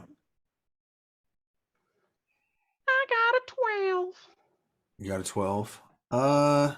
Don't see anything new.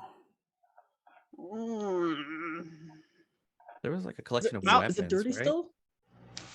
Pardon? So, what was the question? There was a collection of weapons, right? I remember hearing like the net and other things. Right. There was a spear. There was a net.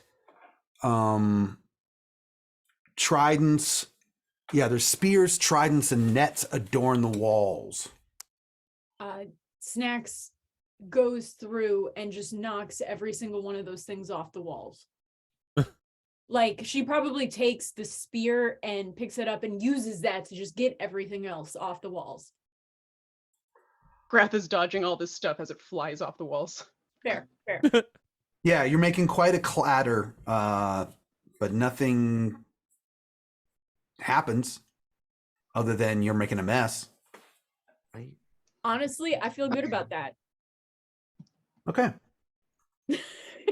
Jason's like, as long as you're happy. You hear out loud, you hear Slasher go, ugh. Why don't you guys put something else on the plate? Oh. Look at the tapestries, you idiot! Why don't you be more direct, oh, most intelligent person of the group? The sword is the most intelligent. It Okay. is. What's on the tapestry? What does it want?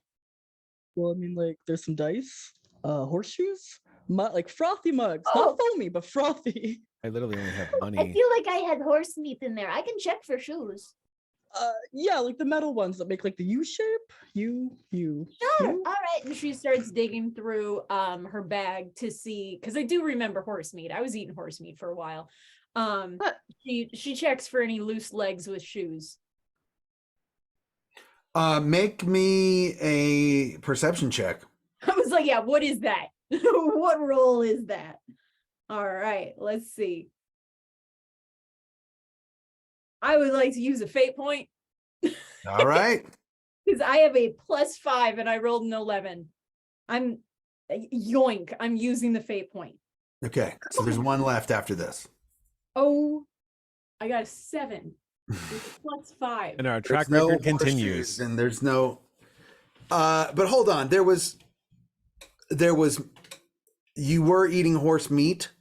Yes, I always eat Yeah, horse I say after about 5 minutes, you're able to pull out a horse hoof that had a shoe on it, Nah. and then pry the shoe off.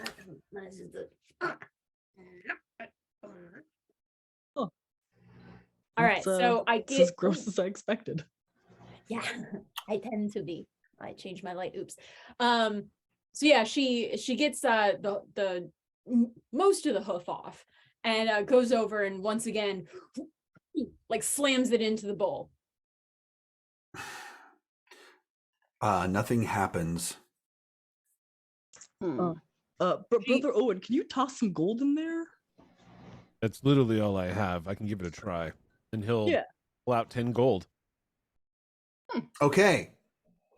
As you put the 10 gold on the plate, along with the horse shoe and the eye in the hand. I cracked it. Now the tile in the floor with the handprint on it starts to vibrate slightly. Ooh, I'll step back. Take a couple steps back and look forward. at that, concerned. Tavish, do you want to put your hand on that? Like it's only just vibrating, nothing else, right? Right, it's just vibrating ever so slightly. You're just getting Like a sense of it. Like the first seal Aggressive has been unlocked handprint. kind of deal. Like again, hand.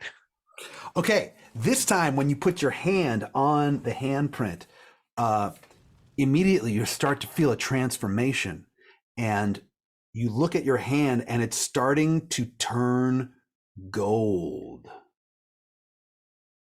Oh. Now, by gold, do you mean like it just looks gold, or is my hand getting heavy and I can't move the parts that's turning? Your hand is getting heavy. Uh-oh. And it is starting to turn solid gold. Does Grath see this? Like, Back up. Yes. Back up. Grath is going to just like Back up. push Tavish off of this thing.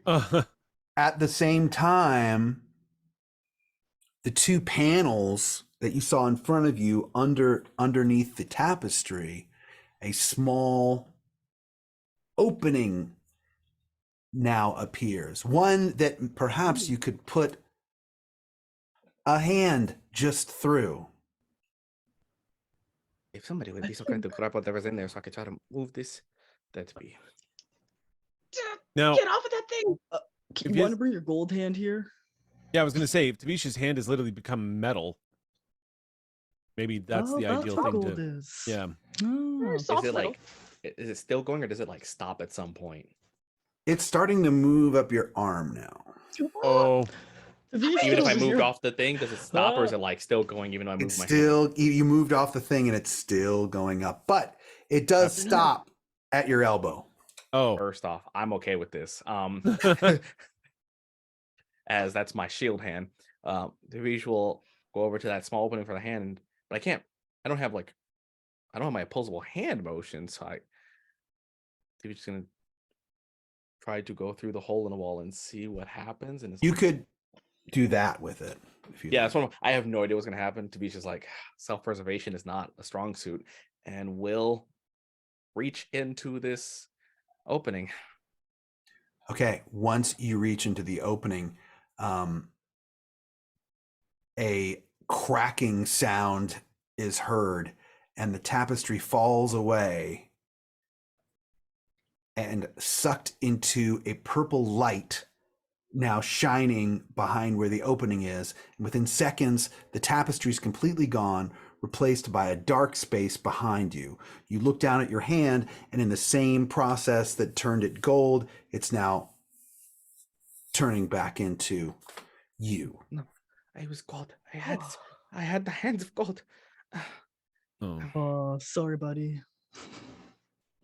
The mortified look fades off of Grath's face.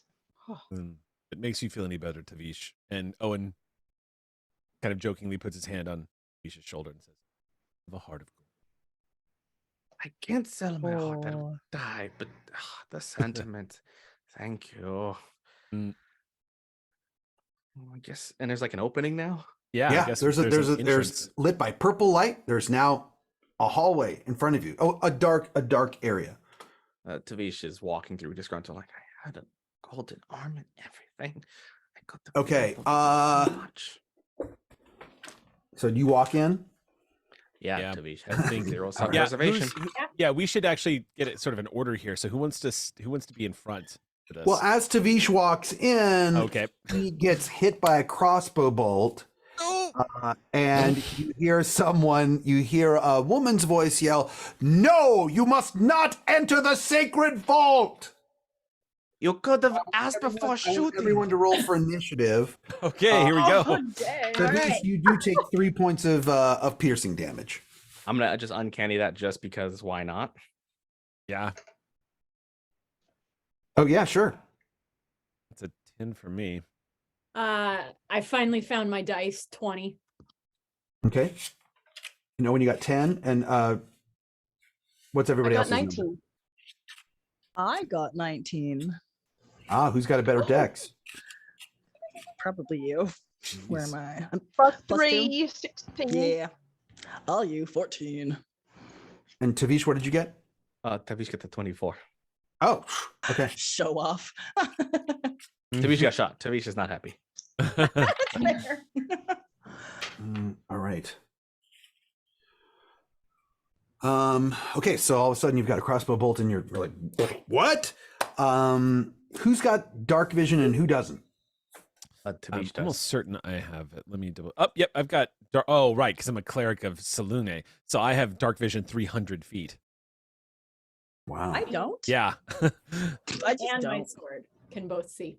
but I can look. If y'all want dark vision, I think I have to wait until it's my action. Everybody has it but me. So like I'm cool hanging out in the dark.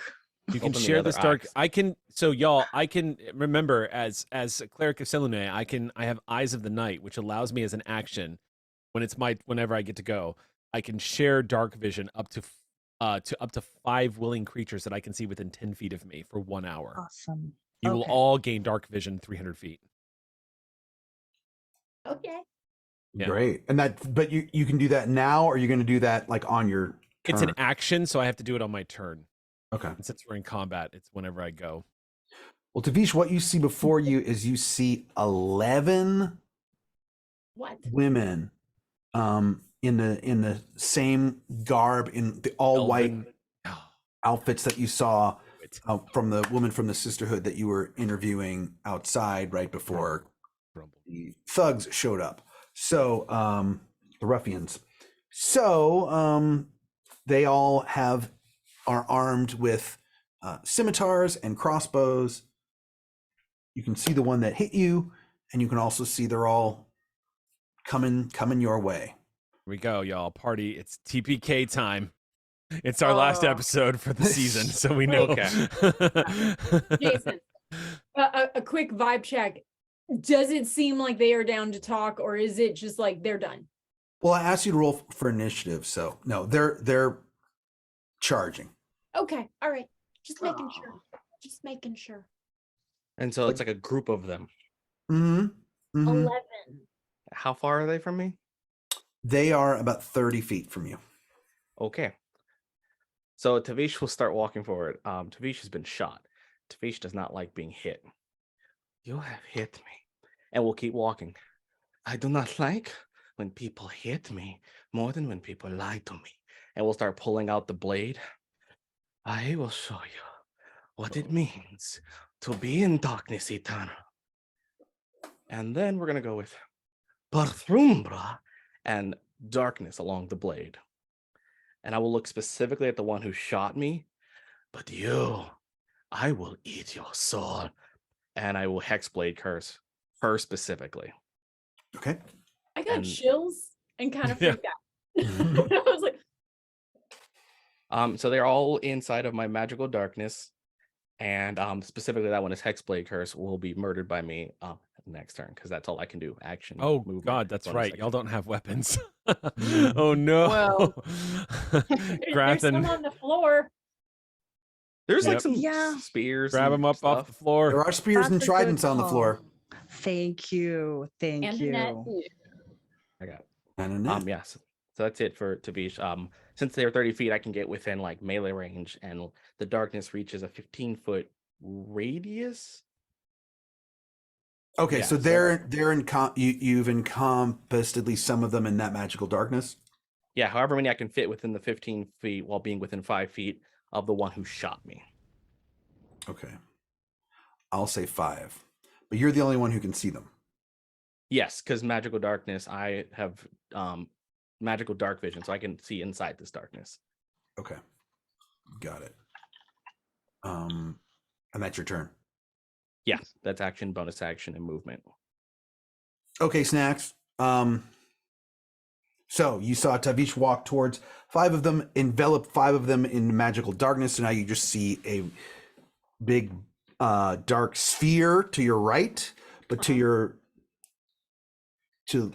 left in front of you, you see 6 more of them. Make me a quick perception check. Done and done. Of course. Yeah, +5, that's a 10. Okay. Yeah, you just see you see 6 of them. None of them appear to Looking be great. any different than the others, Great. as far as you can Great. tell. Okay. So I is Slasher going to allow me to do a fight? To do a light murder? Oh, A member of your just gotta party find has out, been or- attacked. I will allow you to use me as a leveler. All right, great. Thank you. I just want to check in with boundaries. Consent is important. Thank you so much. Okay, back to the battle. and she pulls her sword out.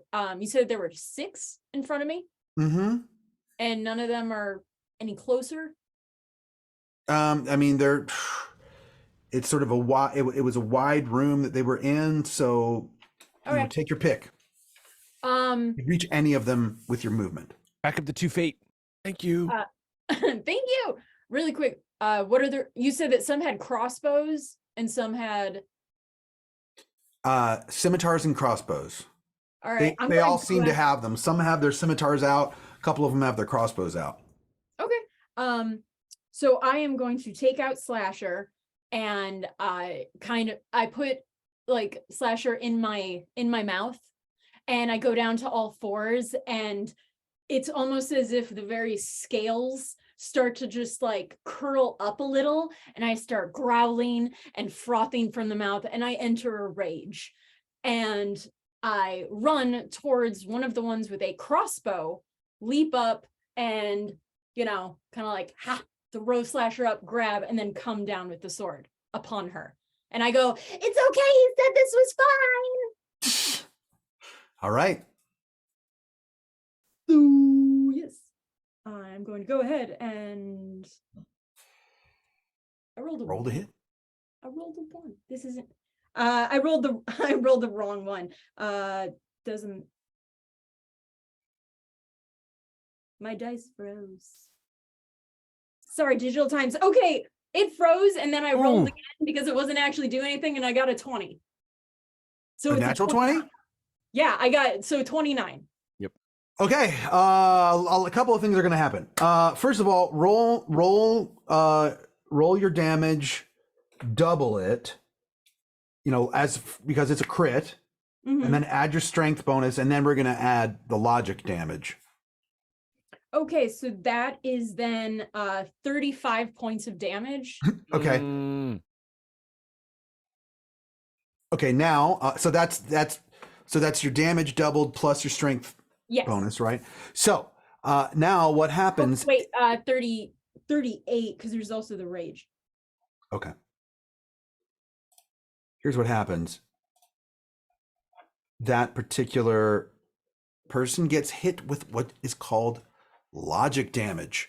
Upon rolling a successful hit on a 19 or 20, the opponent will be dealt an additional 8 points of logic damage, which is psychic damage. Slasher will explain telepathically, in whatever the opponent's native language, the logic of why they should stop fighting and surrender, all echoing inside the opponent's brain. The issue is that you already killed said opponent at the same time. So the last thing that they heard, the last thing that they heard was the logic of why they should stop fighting, and then they died. Snacks puts They took its advice. a foot on the person and pulls out the sword and turns and looks at the rest of the party, blood speckled on her face, and she just goes, "Ooh." And she leaps upon the one on another one that has The next one. Okay.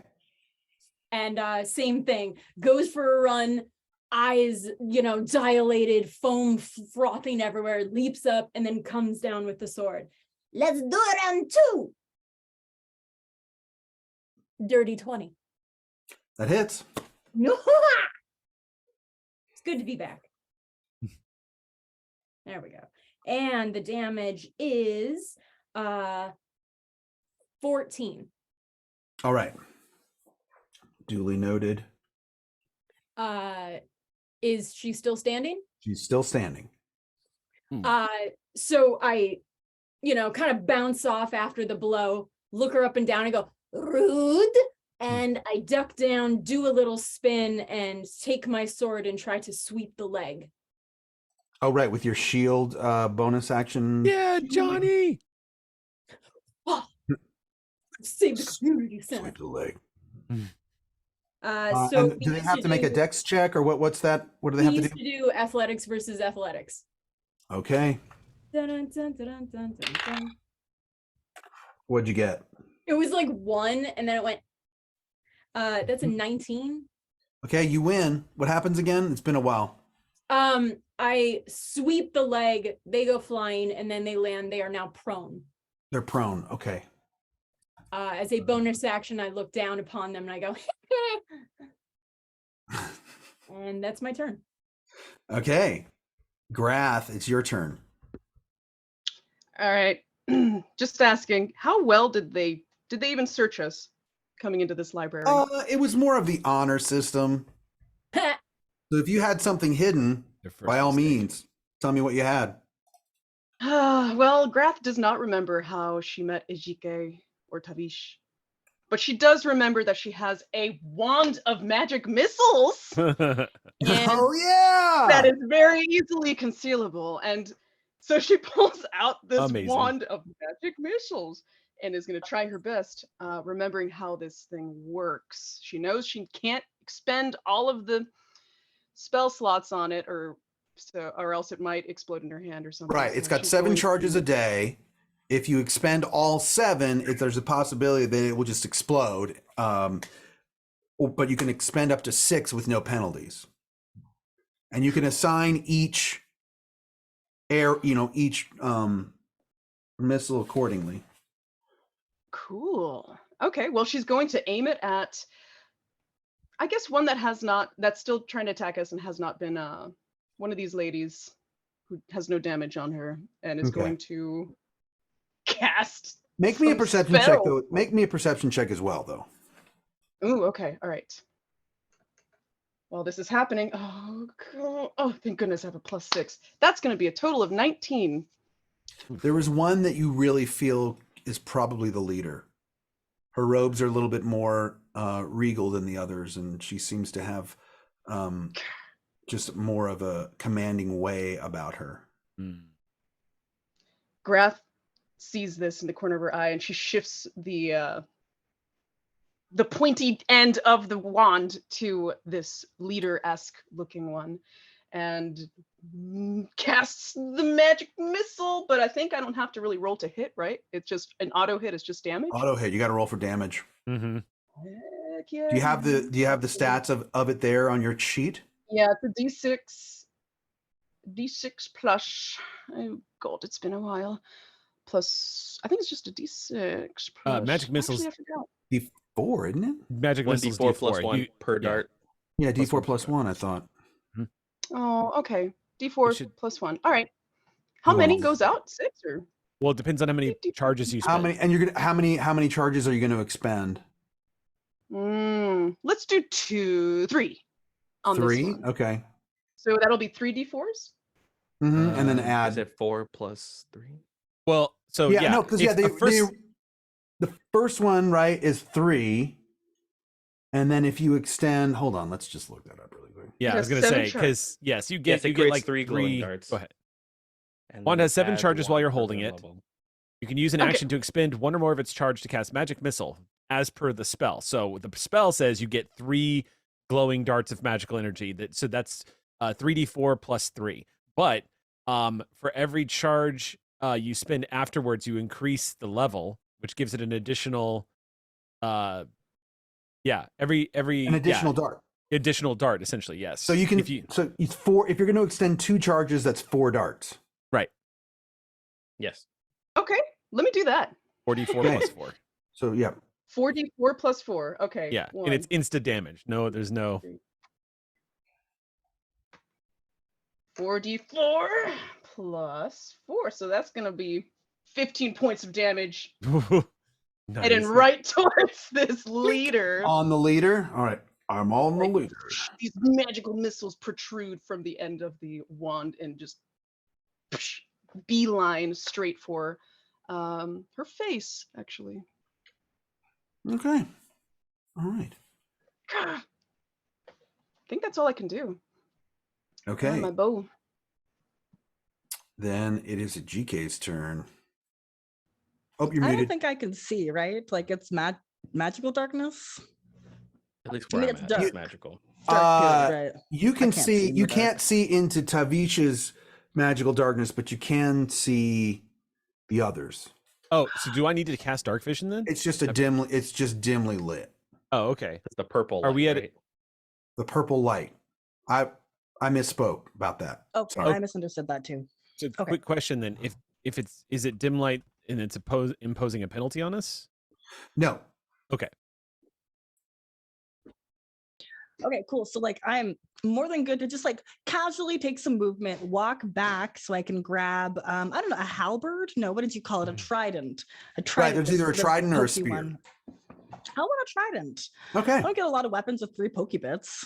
You know, it's all about the versatility. And then I mean I don't know how much movement that takes, but I'll do whatever I can to get back into whatever position. And I'm just gonna huck it. I'm gonna toss this as far as I can. This is a javelin trident toss now. Nice. Okay.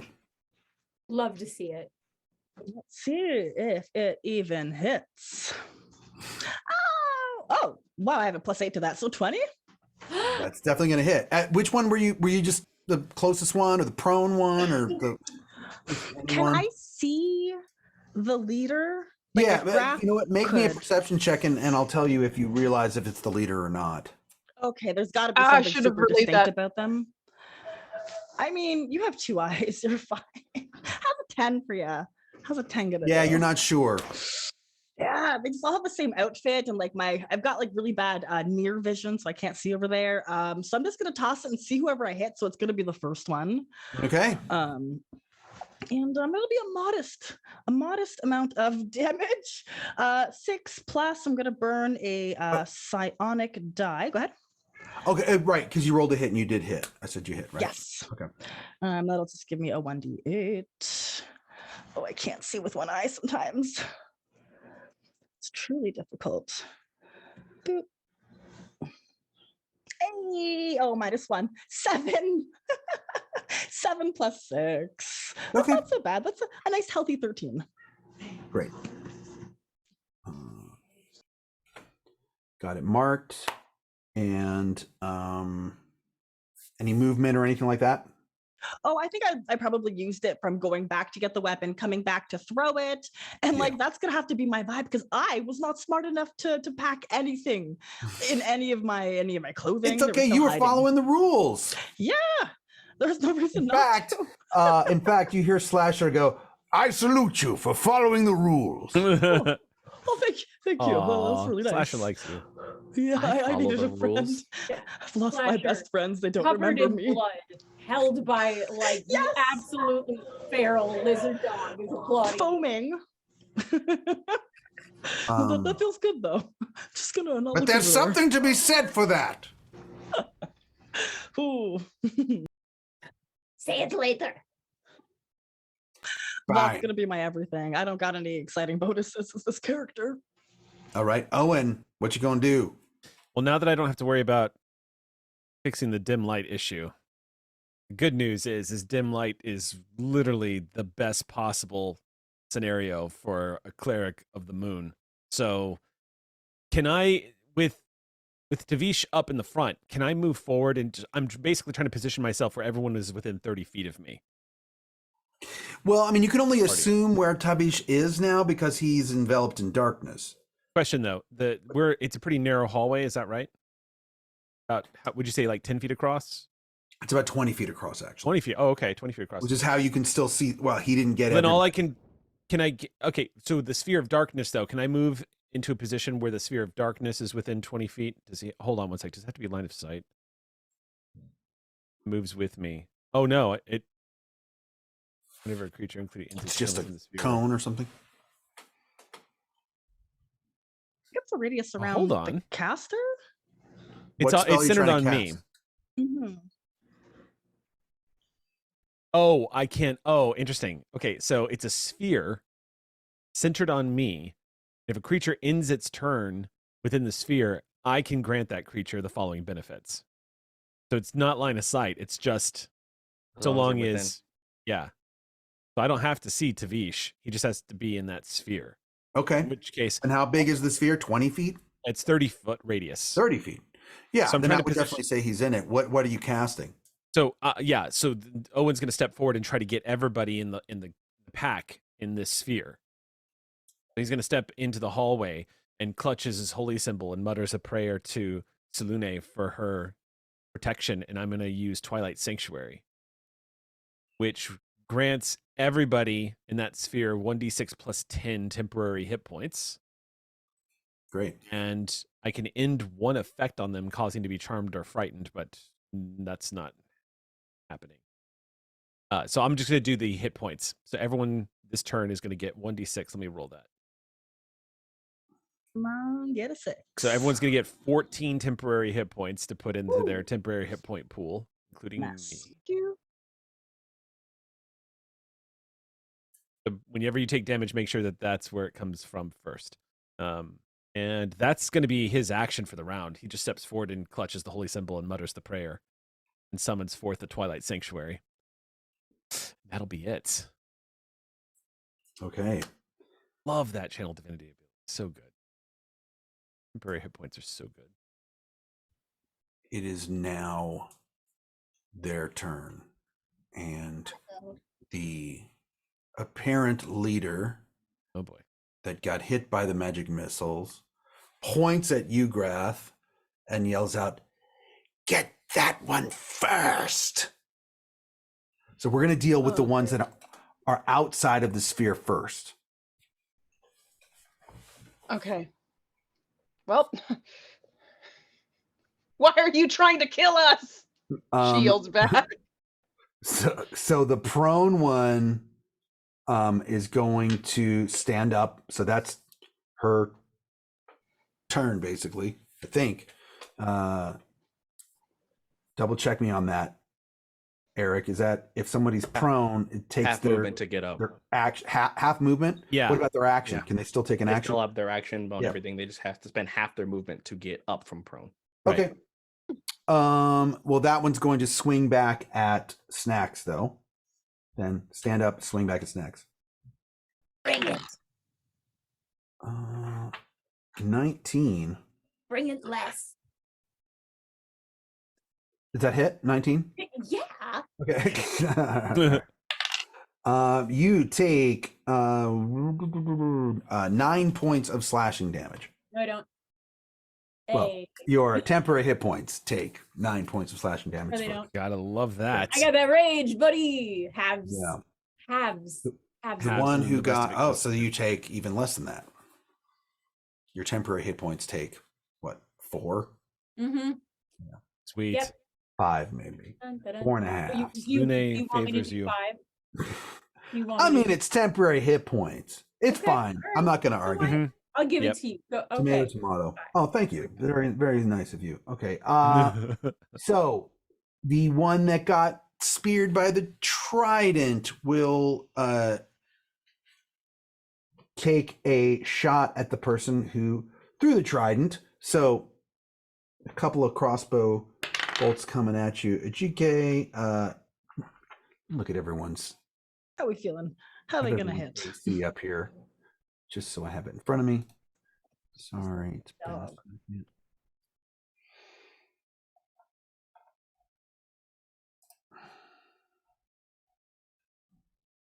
So also got a 19. So that'll hit you. I mean, yeah, I don't even have my shield anymore, so. 7 points of damage. Well, I'm going to protective field that with my psionic power to reduce it by 1d8 damage, just for funsies, you know. Never mind those temporary hit points. Why not? We're a party of buff folk here. Clearly. It's true. Is that a 1? Oh, that's a 7. Okay. I'll reduce that damage by 7. And how much was it? It was 7. Brush it off. It was nothing. And then a GK says no. Stop. The other two are rushing at Grath because they were ordered to. So, the first one gets a 21. Sorry. And you take 6 points of damage. The second one gets a 19. I love that everyone's going for Grath for shooting off missiles when I've just like brutally cut one in half, and they're like, Yeah, but you didn't attack the leader. Right. Very single-minded. Aggro. Three more points of damage. And then the leader. Don't forget, that comes from your temp hit points before you subtract them from normal hit points. Yeah, so it's 9 total, right? Mm-hmm. That's not even my real health. Is going to. Uh-oh. 5 left. Cast something. Hold on one second. You're going to catch on real quick that they should be targeting me. Hopefully not. We need you. They're going to catch on. Next turn, they're going to catch on. Because they can't see me. Because everyone's going to get another 1d10. Y'all are going to get another 1d6 plus 10 temporary hit points next turn. Do 10 hit points stack? No, 10 hit points never stack, but they will refresh. But So if I roll, refresh- So if I roll it again, basically it just keeps putting hit point barriers in front of y'all and makes everyone into tanks. Love Nice. it. It's pretty nice. I might Sorry, I'm trying to just consume a soul. walk up in front and literally be the tank. I should do that. Come on, it's fun. Hang out. Grath, I need you to make a Constitution saving throw for me as a beam of light comes down right on top of you. Wait, did they just cast Moonbeam? They had the audacity to do that right in front of me. Wow, that is. we have a fate point. We have a fate point. We have a fate point. Fate point it. Remember what happened last time. Yeah, I mean, Can't be worse than failing. The laws of numbers. There's a good chance you'll get at least a little better. It's worth it. Give it a shot. Yeah, there's a good chance that give it a just try. don't fail. No, she quit. I think I That's went to go fair. get dice. She rage quit. Heck this. All right, this beam of light is just envelops the entire existence of Grath, and she just doesn't understand what's happening. She is blinded by the light, and she's going to roll an 18. Thank you for the fate point. All right. Well, you still get hit by it, but it's only half damage. Ah! So She's just getting fried by this thing. it would have been 16, but you take 8 points of radiant damage. And yeah, so she's damaged, but 8 Okay. plus 9. Okay, cool. It's only like 3 now. I'm good. Okay. Now there's 5 in the magical darkness. They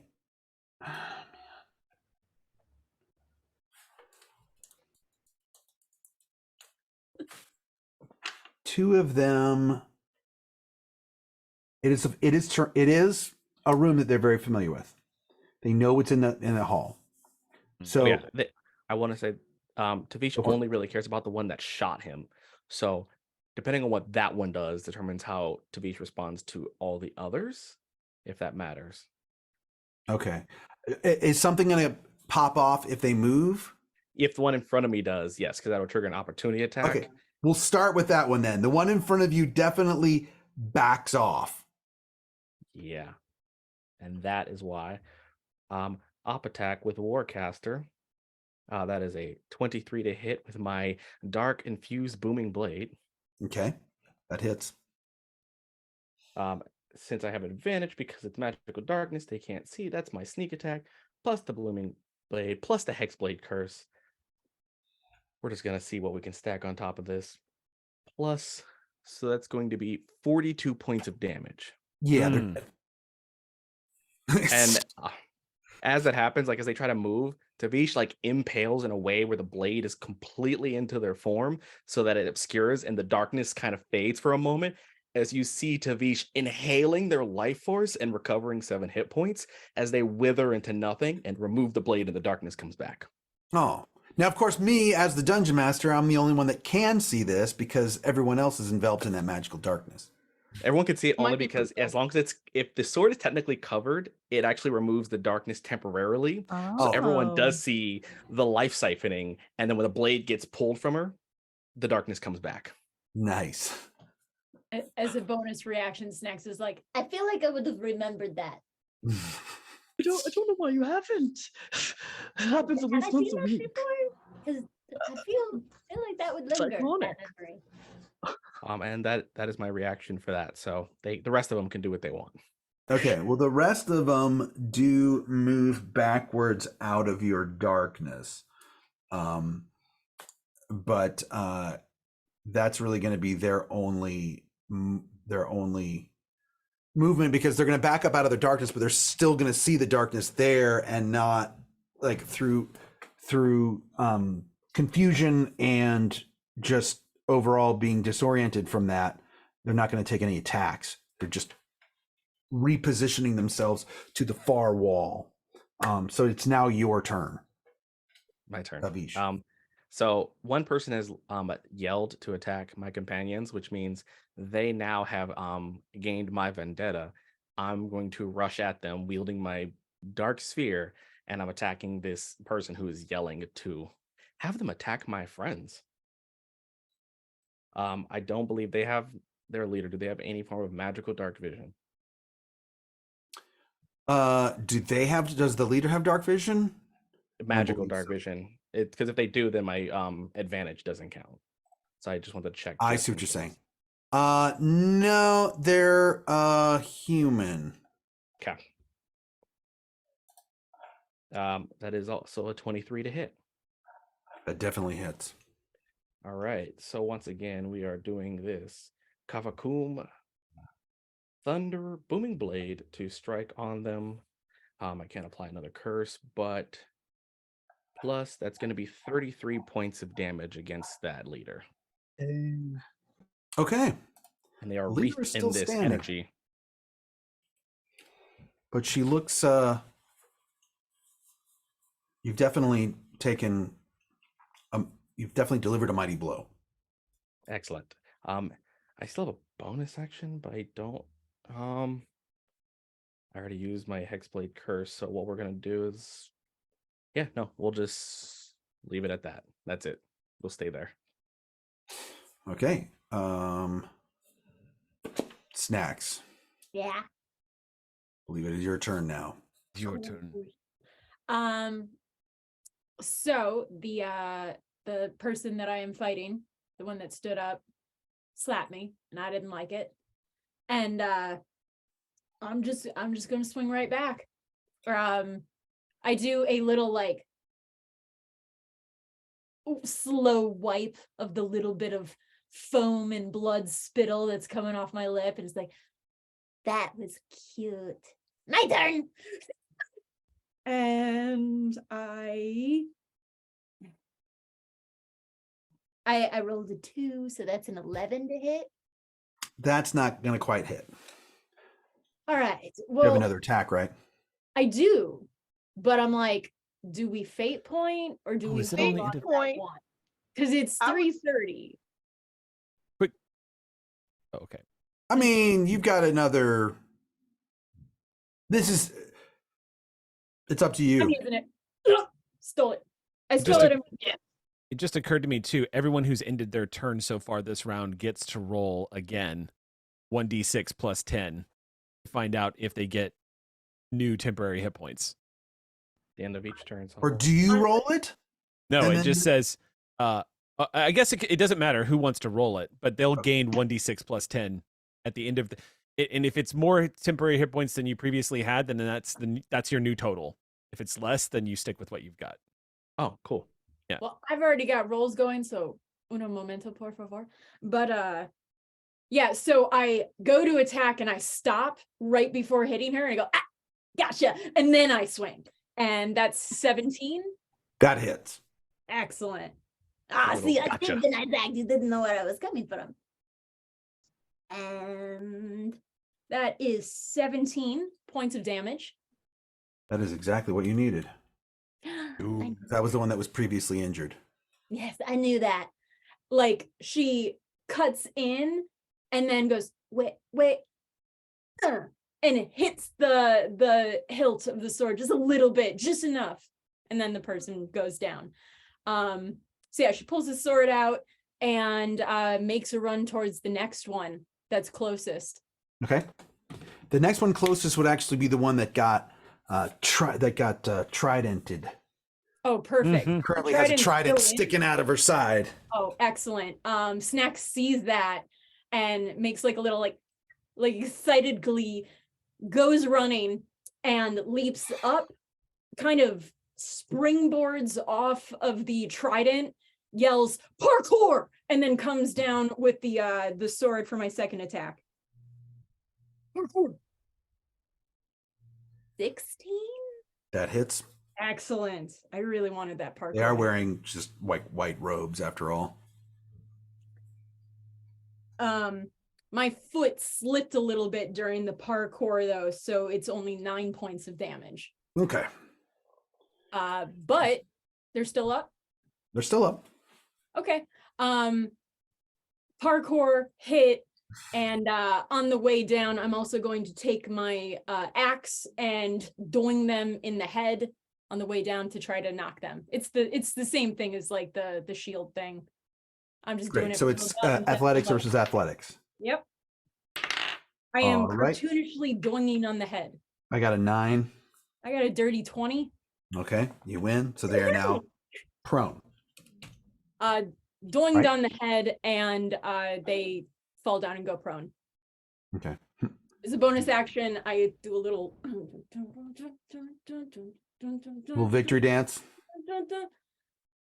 That's it. Okay, Graf, it's your turn. Yay! All right. Well, the leader that is still kind of standing, right? The leader's still standing. in darkness. Yeah. She yelled at them all to. They're in darkness, though. No, Yeah, the leader's 'cause not I in darkness. approached. However, these. Hold on, wait, I'm sorry, what did you say? Auto. Yeah, Cheating? because I went to attack the leader. My darkness is 15-foot radius. So the That's leader is right. now They're in darkness in- now. I apologize. You're right. However, Next. these missiles are auto hit, right? They don't need eyes Wait. to. Shooting magic missile into the darkness. But if you know, Next. if you know that if you know where your opponent is, does that still work? Like you hit them you- before, so like you got to feel for the range of it all. Go ahead, Eric. What do you think? I was just going to say, don't forget at the end of your turn to roll the 1d6 and add +10. And if you want to keep those new temporary hit points, those are your new temp hit points. I'm gonna. Yeah, I'll have to add those. I want the but- damage for sure. But It is a creature you can see with magic yeah, missile. you have to have line of sight. Okay. There are currently there are currently 3 that you can see, because if you moved over to where the leader was, Tabish, you actually enveloped 4 others. So the leader and the 4 that haven't been damaged yet are all in Tavish's darkness, and the one that's prone, 2 other and 2 others are up. So there's 3 that you can see. Okay. They're- damage Which one one and looks then like they're 2. about to die? The prone one, maybe. Mm-hmm. Yep. All right. How are they looking? They're kind of They're definitely looking closer to death than the ones that haven't been hit yet. 2. I'm But- going to expend. Well. Yeah, another 2, focused on the one that is prone. And I add a plus. Oh gosh, it was like D4. So 2 D4s for 2. 4 It would be D4s 4d4. plus 4. 3, 4. Plus 4. So rolling that. 12 plus 4 is 16. Plus 6. Right? It'll be Um, 44 plus Did 4. So. Eric, you Plus 4. did something. What's that? Okay, 4 never mind. plus 4. I thought you gave us a plus 6 to like damage or something. Oh no, unfortunately. No, I it's can't just a bump hit JK. points. damage. I'm all I'm defensive. just joking. Yeah. Oh, good. Okay, well, okay. 16 points of damage towards the one that's prone, just like, out of frustration, she Well, couldn't, the like, one that is take prone, out the leader. She's like, "Ugh!" the one that is prone has now entered into a permanent prone state. Prone premium. And then, Yeah, Yeah, prone plus. Call that prone prime. Yeah. And is no longer going to be able to stand back up.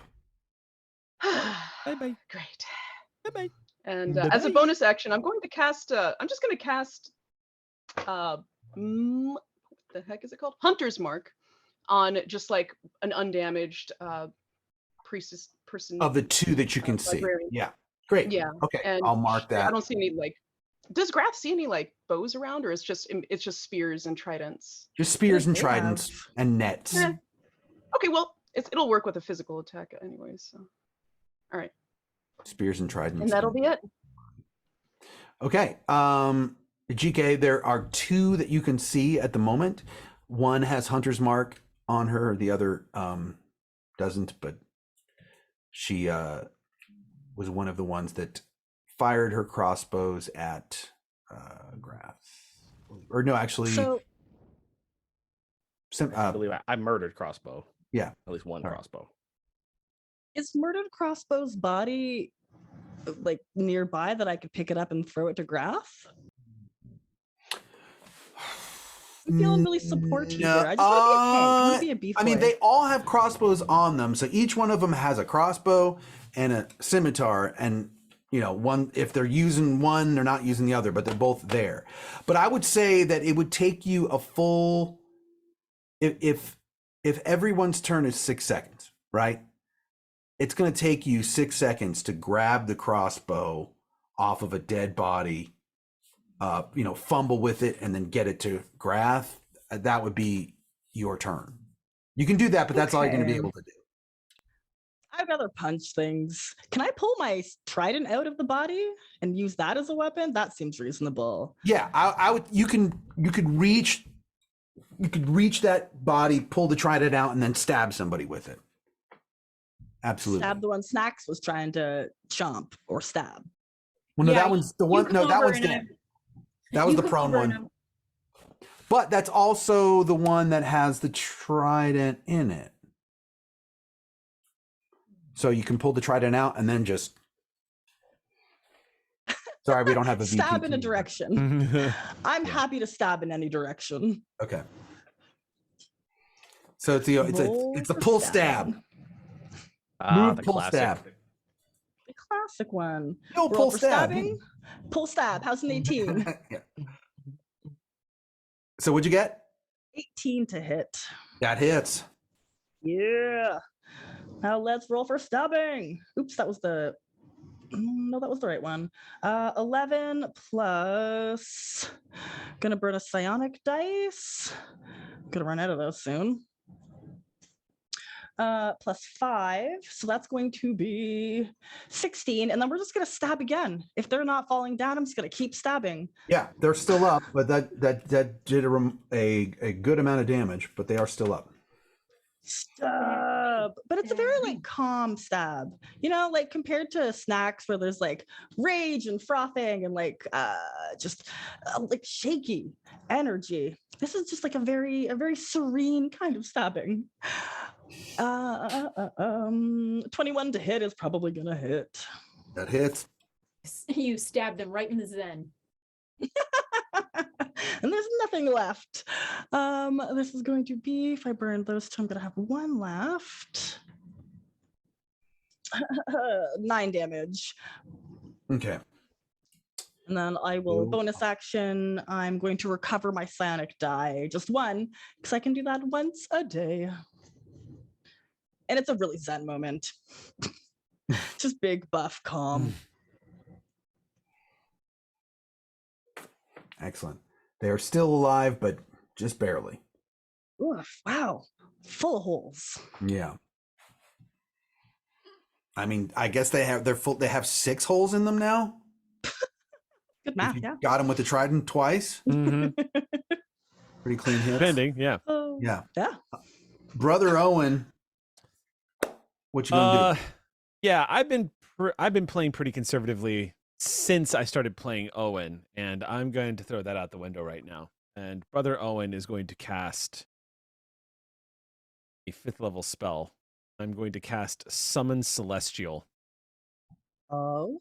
And All right. using verbal semantic material components, I'm going to pull out a golden reliquary worth at least 500 GP. So I'm going to have to. Does that have to get expended? I believe so. Concentration.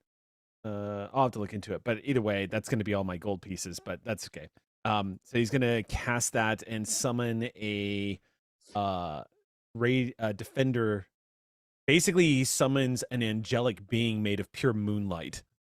Oh. With a moon monster. Astral wings. It basically appears. It's large, so it stands close to about 10 feet tall or so. Okay. And it has, let's see, it's got 40 hit points. I've got the stats for it right here. That's 4 kobolds high. Its speed is 30, but it can fly at 40 Approximately. feet. It does have dark vision. And I'm going to bring it into existence. So he clutches his holy symbol and just utters again another prayer. Manifest an angelic form in an unoccupied space, so probably right in front of me and seeing range. Or actually, if I can do it right next to the one that Ijike is fighting. You can. Then can it attack this round, or does it have to wait? I'm about to. When you cast a spell, you choose Avenger or Defender. I chose Defender. Your choice determines the creature's attack stat block, which I did. The creature's an ally to you and your companion. In combat, it shares my initiative count, but it takes a turn immediately after mine and obeys my verbal commands. If you don't issue any, then it just dodges. So yeah, I'm going to bring it into being, and then as soon as I end my turn, it's going to get to go. Okay. But this thing just manifests right next to you. Ijike's moonlight coalesces. Like the burning light from the moonbeam, I siphon some of that away. My goddess, like responding to my prayer, and form it into an angelic being that is going to be wielding a shield and a mace. And at the end of my turn, I'm going to keep my temp hit points, but at the end of my turn, this thing is going to attack. It's going to make with the smacky. Great. Its melee weapon attack is equal to my spell attack bonus, which is plus 10. And I believe, I have to cast this. Okay, and it looks like it is going to get. Does it have multi-attack? It attacks a number of times equal to half the spell's level rounded down. So 3, so 2. It's going to get 2 attacks. Nice. All right, so the first one, Radiant Mace, melee attack with my spell. Has a reach of 5 feet. Okay, let's roll for the first attack. That is plus my spell mod. Oh, right. So 20 to hit for the first attack. That hits. And then for the second attack. Well, hold on. Aren't you going to roll for damage? Oh, do you want me to roll for damage first? I'll just hold on to that D20 roll because it's a 23. That one was heavily wounded. Oh, okay. In which case, thank you. So the mace is going to do 1d10 plus 3 plus the spell's level and radiant damage. Ooh, She's that's dead. So 5, 8 plus 1d10. Yeah, ouch. Don't even roll it. Smashage. It's a 5th level spell. Yeah. Yeah. So out of nowhere, this giant moon beast shows up with a sword, or angel with a mace and a shield, and just blasts that one out of existence. And then I'm assuming can back. There's one more that it can see. Unless can your moon beast, as I'm going to call it, can your moon beast see through magical darkness? No. Very few things can see through magical darkness. Can't see through that. But then the moon beast can see one more opponent on the front lines here. Okay. How far away is it? It's movement right distance, not a problem. 5 feet. Yeah. Okay, cool. Then move up, and I'm going to smash that one. By the way, what are your temporary hit points at, GK? Plus 14. Okay, you're fine. I'm doing great. Yeah. Okay, thanks. yeah. What are your temp hit points at, Snacks? Plus 14. Okay, so how about you, Graf? Yeah. Are we stalled? I would say plus, I think 7. Because you took damage, right? I took she took some damage. I did some math. I took damage. I already had 3 less, and so I should have 7. But then you re-rolled on your turn. Okay. Well, every time this angel hits things, it bestows temporary hit points to an ally you can see. So you now have 8 temporary hit points. So you gain a point back. And then it's gonna move up and smash this next person with a mace. Oh, I already rolled, and it was the same roll, so I'll go ahead and roll damage. 23 to hit. Okay, that hits. All right, take with the smash. Okay, so D10 plus 3 plus 5, so plus 8. So D10 plus 8. Radiant damage. Aw, 1. So I rolled 9 points of radiant damage as the angel moves forward and smashes this next person with a mace. Okay, and that's it. That's Just it. 9. Mm-hmm. But it's the end of my turn, so I'm not gonna. I'm at max 10 hit points. I'm good. That's my turn. That is a concentration spell, by the way. I have to keep that going. So that's the only spell I'm casting at this point for now. Okay, so there's the leader that's in magical darkness. There's 4 others in magical darkness, and then there's the one that's just been smashed by the moon beast. So if one were to fight in magical darkness, is it -4 or is it disadvantage? What is the disadvantage? Rule on I that? believe. I believe it's disadvantage because they're heavily obscured. Yeah. Okay. Well, because she can't see you, she's going to try to take a swing at you with disadvantage. Oh, I got a natural 20, but I'm at disadvantage, so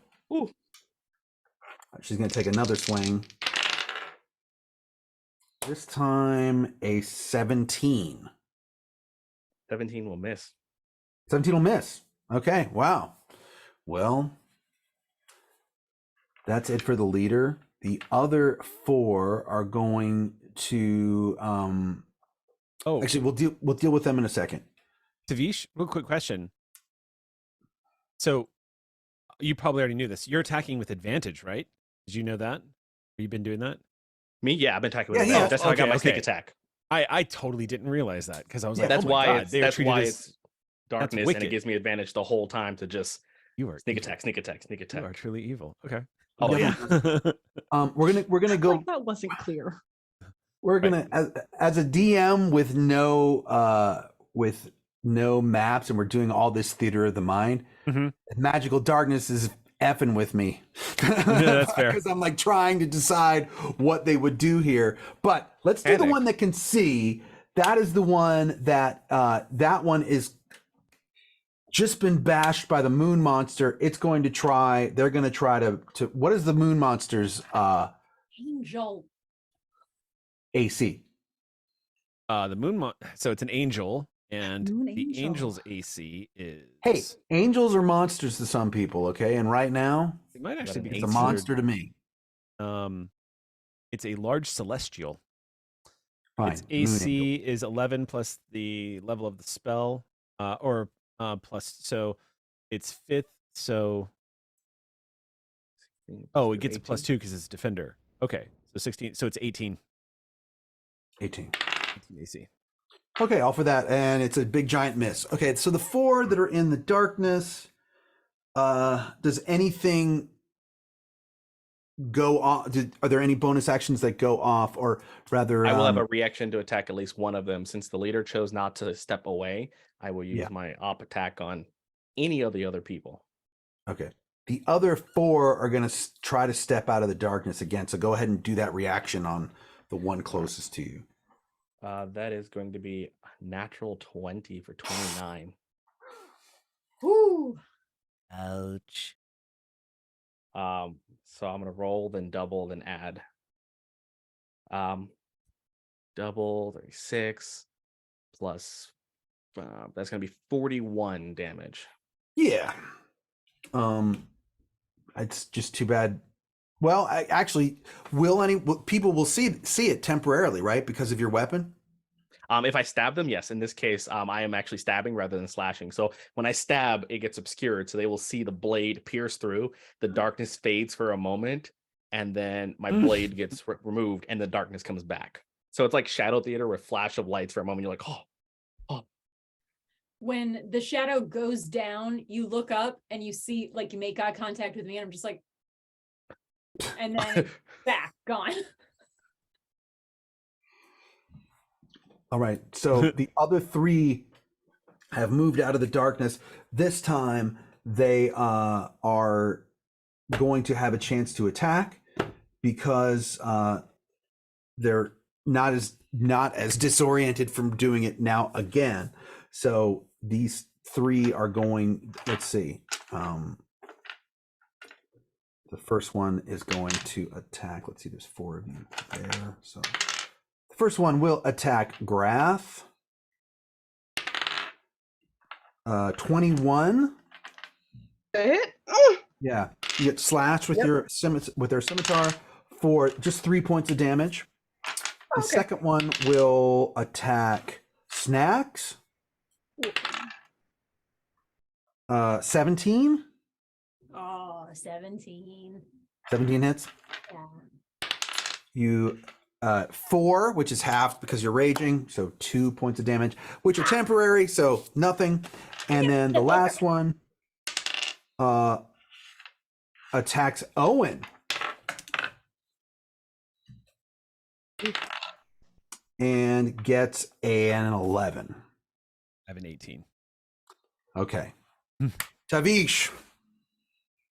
My turn. Now your turn. The leader is still standing, so the leader is going to get another dose of stab in the dark. Okay. That is a 22 to hit. Yes. That is going to be plus the sneak. Plus 5. That's going to be 33 points of damage. Okay, please describe to me how you kill the leader. So very specifically, Tavish is actually furious. So what happens is Tavish does a slash which cuts through like the leg, and you see for a moment as the blade goes through, the darkness goes away, and then the other leg to basically sever to make her drop, and just stabs through the shoulder all the way through, so that everyone can see as it's like basically sheathed into the body and looks at everyone, and you see the sclera has turned black and the pupils are this vibrant pale moonlight, and you just see the darkness radiating as he turns to break the shoulder and then pulls the blade out as darkness comes back. Nice. Great. So the leader is now down. There are 4 acolytes left. Is there anything else that you're going to do on your? I'm actually going to not put them in the darkness so that my companions can take care of the rest. Aw, how kind. Thank you. So I'm just going to stand there in my little dark bubble and wait. Okay, so you're going to back out from. Yeah, Okay. I'm going to just give us enough space so that they can see them and hit them. But I wanted to make sure that everyone saw what Tabish did so that the acolytes know what's coming next. Nice. Okay, Snacks, it's your turn. There's one that's been bashed by the Moon Angel, and then there's 3 that are unbashed. Okay. Snacks kind of like does like that little cat form where like the head is down and the butt is up and kind of shaking.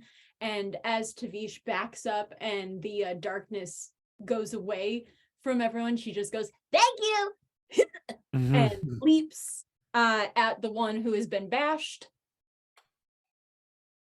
slashing with 28 to hit. That hits. I don't know why I looked at you like you were gonna say something else. And well, wait, yeah, okay, that's good. So it's 17 points of damage. 17. Okay. Yes. Is she still up? She's still up. Jeez. Tough. But not by much. Hold on, let me try it again. She goes to swing one more time, a 27 to hit, Swing, bada. which I And was even with your bonuses, that will take care of that. I didn't even. I just like. You don't even have to roll. I did though. Tell us what you got. 12. Okay, that takes care of her. Okay.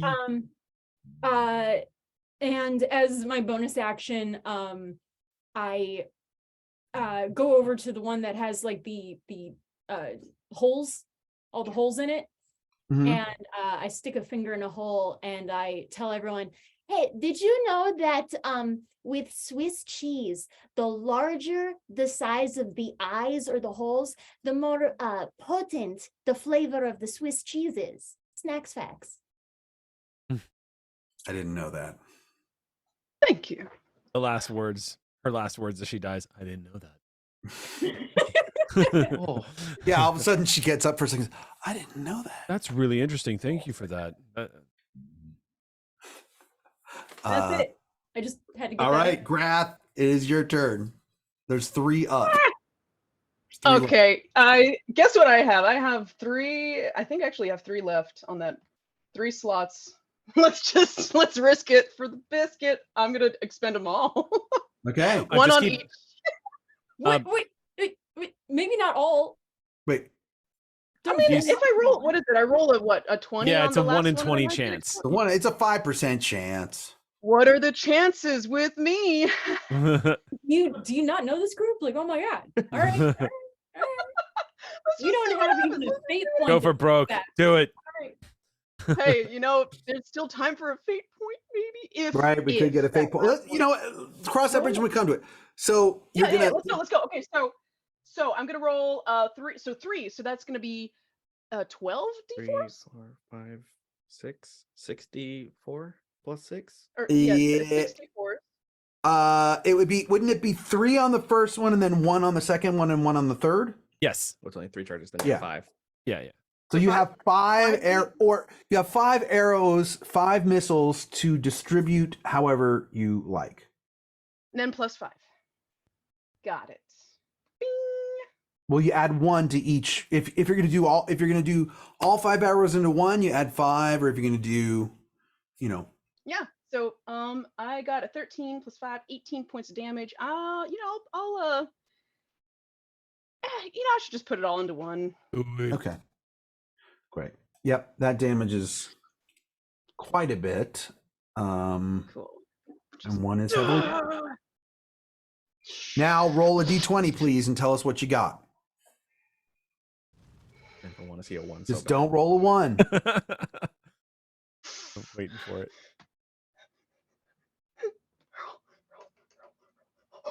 Oh god, it's a 10. It's a 10. It's a 1, but it's got a 0 after it. It will recharge. There's a 1 in it. You're fine. Yes. You're fine. Alive. Okay, GK. There's 1 heavily damaged by magic missiles, and then 2 undamaged ones. Okay. I mean, we're really working hard as a team here. If only I had a heavier weapon, and there's nothing but like light swords and scimitars around here, but that's fine. So I gotta keep stabbing. I wish I could stab like dramatically, but my ammo is really just tanking. I built this boy to just take all the hits, and yet that's what the team's been doing. Oops. How is a 19 to hit? That hits. That's so sad. We're gonna boost that one because 6 makes me sad to see. And that'll be my last psionic dice. Oh my god, and it was a 1. Well, that's a nice healthy 7 for damage. Okay. Only like 1. And this is on the wounded one? Yeah. That will be enough to take that one down. Oh my good. goodness. I added 1 more Swiss cheese hole. Got it. Really had to complete that. And then let's go. I'm just gonna hit whichever one is nearest to me, but it's not gonna matter because that is a 10. That won't hit. No. This trident has done me dirty. I can't really move because I don't want to proc opportunity, so I gotta hang out. My bonuses are so sad. I don't even need to regenerate health, so I'm just gonna chill and look intimidating. All right. I like that. It is now Brother Owen's turn. There's 2 left. Okay. Oh, go on. Angel. Can't cast a spell because I got my concentration thingy up. 2 left. Could I? No, I can't really do that either. I'm gonna. Oh, you know what I am gonna do? I'm gonna, just to be thorough. I don't have to do this, but just to be thorough, because I think, considering the awesome AC that we have in this group, I think Grath, you're technically, of the frontline fighters and whatnot, you're the lowest AC, right? Yeah. Is that? It's not Would you that say that's bad. accurate, It's or is it? 18. Is it pretty good? It's pretty good. It's 18. Oh, yeah, no, it's great. Well, then I don't really don't have I anything. think Snacks has the lowest. It might be Snacks, actually. Yes. Yeah. Okay. In which case, I can't cast a spell, but I can sure spend a charge off of my staff. Yes. Go for There's it. really, there's What, no your point, walking though. staff? What's your dex modifier, Snacks? It's got to be pretty good, right? +2, So what's your AC? 17. Yeah, no, I can't help any of y'all. I'm gonna hold my action. And in which case, I'm just gonna skip it off to the moon monster. to the angel. Angel. Yeah. All right. In which case, all right. So I'm gonna, Angel's gonna smash this last person. There's 2 left. Yeah. Okay, there's 2 left. Okay. Yeah. 16 to hit. That hits. Okay, that's gonna be let's see, 8, 12 points of radiant damage. Okay. And if they don't go down, then Angel's just gonna smash that one again. Yep, they did not go down yet. All right, take more mace, my friend. Oh, it's a nat 1. I'm gonna oh, we don't have any more fate points. Okay, miss. We don't have any more fate points. Okay. Nuts. Mace just swings right over. 12, did you say that it did before? Okay. All right. So the one that was just got hit by the moon monster can't think of anything else other to do than defend herself. And what's the moon monster's AC? It's 18. Okay. She does hit it for 7 points of damage, 7 points of slashing damage. Okay. And the other one also attacks it and misses. So, Tavish. Tavish is going to walk up behind one of them and just slowly try to stab them in the dark. Okay, love it. And The wounded one or the non-wounded one? We're going to go with non-wounded. Okay. Because you can decimate it in 1 hit. Yeah. The hope. Because that's a 24 to hit. Yeah, clean up group coming in. That is going to be, come on, peak damage. That is going to be 30 points of damage. Yeah, there you go. With one quick stab, please let us know what we see. Once again, out of nowhere, you see as the blade goes through the back, and there's a moment where the darkness fades, but leans over to the other one still standing, and you can live, or you can suffer, and then pulls the blade out so that it's darkness again. Too bad it is not that person's turn to decide, because it is Snaps' turn. There's one left. So they heard Tavish say that, and then I'm like, Yay, shadow puppet beater. I love it. All right, well, anyway, bounce. and I just go for the throat. I go for the jugular with an 18 to hit. That will hit. Excellent. So then that is 16 points of damage. 16. Yes. Okay. I got another in me. Okay. She's got a little bit left. Okay. All right. We're late, so I'm just slashing now. Wait, are people around me? Everyone's around me, right? You can pack tactics. Pack tactics. Tactics. Oh, tactics. Tactics. No, a 1.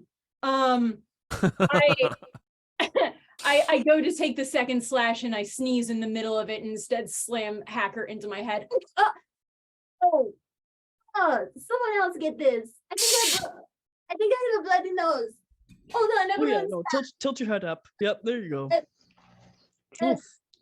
So yeah, That's I'm worse than just all the blood that standing was in front already of on your this person face. being like, no, someone else will get you. Hold on. Go ahead. Slasher okay. goes, I can't believe you missed. And then Grath, you hear Slasher go, Grath, you could punch that one in the face and she would go down. All right, fine. So Grath will just get her stance and then right into the face. Okay, roll the hit. I'm so nervous for your Would unarmed that be strike. unarmed?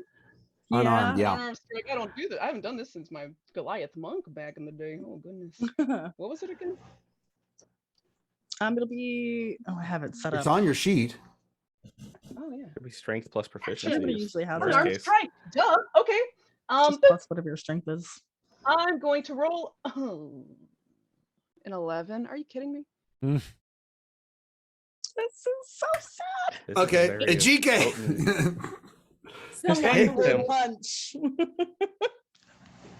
This is now a punching contest. So I'm not even going to use trident. Right? We've set a precedent. 13 to hit. This is rough. That hits. 13 is their armor class. I was My worried. gosh. 5 punching damage right to the face. That's all you needed. You only needed 3 points of damage. All right. Yay. So we're over, but the combat is we're over time, but the combat is now over. So you have successfully defeated the Sisters of Mazuza. What's going to happen next? We don't know. We'll be back. We don't know when we'll be back because next week is GaryCon. We'll determine then when we're coming back, and we will continue the adventure of the Eye of Shentufi. Do we have people to thank, Matt, or are we going to carry that over to Luke and then thank them after that? Something's coming. Okay. Wait for it. Oh, we just got one fate. What? We just Got got one great fate. idea. Point. That's so good for Grass. All right. Quick thank you to Eric Wahlberg for the resub, Be Right UK, Kymond, Fuel Squeaky for the resub. Also, all the wonderful bit cheerers like Be Right UK, Rogan27, Commander Kid Killam, Stabagale, the Lurking Writer, and Anot Sola. Thank you guys so much to everybody who came on to our little mini adventure here. Sorry that we couldn't finish it, but we will finish it at a later date. We'll get that up there for you. Really quick, going round robin backwards. Eric Campbell, tell everybody where they can find you, Yeah, etc. I'm at 16-bit Eric on Twitch and on Twitter and all the socials, Instagram, and so on and so forth.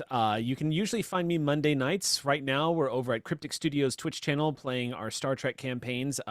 Tomorrow, Elise is going to be gone, so our good friend Noir is going to be taking over and running a one-shot, which is going to be good. He's already given us the details. I'm very excited. That's where you guys can find us. Nice. Awesome. B Zelda.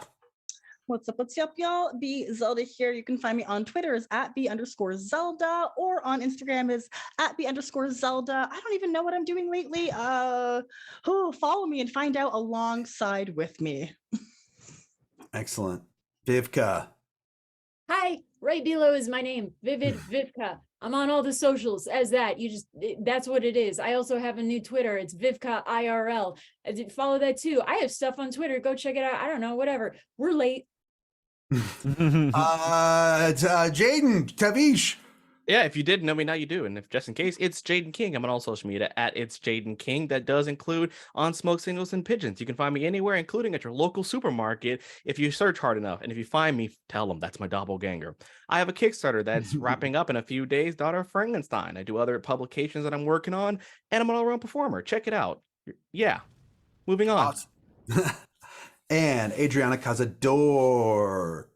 Hi, I'm Adriana Cazador. I do the Gaxx Pack stuff, but also voice acting and on-camera stuff, but also I've done motion capture as well. But on Twitch, you can see me just play video games. And I'm going to be going live tonight with some probably Resident Evil VR, but we will see. I'll keep y'all updated. In the chat is all my info. There you go. Awesome. Thank And you I'm for Jason watching. Charles. I'm Jason Charles Miller. There is my info as well. And thank you so much to Gaxx Works, Idle Champions of the Forgotten Realms, and GaryCon. You'll be able to see me and Vivka and Adriana at GaryCon this weekend. So if you're going, come say hi. We'll be playing games and just hanging out. So I'll be doing an acoustic show and everything else. Now we're going to pass it over to Luke, and we're 13 minutes late. We're so sorry, Luke. Let's go over to Luke's lounge. Yeah, Luke. Have a wonderful time, everybody. Have you ever heard of Extra Life? Extra Life. What is Extra Life? I'll explain it to you real quick. Extra Life le da la oportunidad a la comunidad gamer de hacer la diferencia recaudando dinero para ayudar a los niños y niñas de Estados Unidos, Canadá y Puerto Rico. Extra Life is a way for us as a gaming community to give back to our real life communities by raising money for our local Children's Miracle Network hospitals. Children's Miracle Network Hospitals, which is a network of hospitals where every kid that goes there is treated regardless of their financial situation. El 100% de ese dinero se queda local en tu hospital o fundación a la que tú representes. 100% of the proceeds go to your local Children's Miracle Network hospital, and what's doper than that? the funds go 100% to those hospitals. They help kids who are sick get treatments, pay for training for their doctors. Whether it's a broken bone or cancer, no child is turned away. All you have to do is sign up over at extra-life.org. Extra-life.org. Extra-life.org. Sign up. Join a team, join a guild, or participate solo. Then pick which local Children's Miracle Network hospital you'd like to play for. After that, all you have to do is get friends and family, coworkers, that awesome neighbor down the street to donate to your Extra Life fundraising goal. Heck, you can even convince them to join your team and play along with you to be a hero in real life. Sign up for Extra Life and become a hero just like me. Play games and heal kids.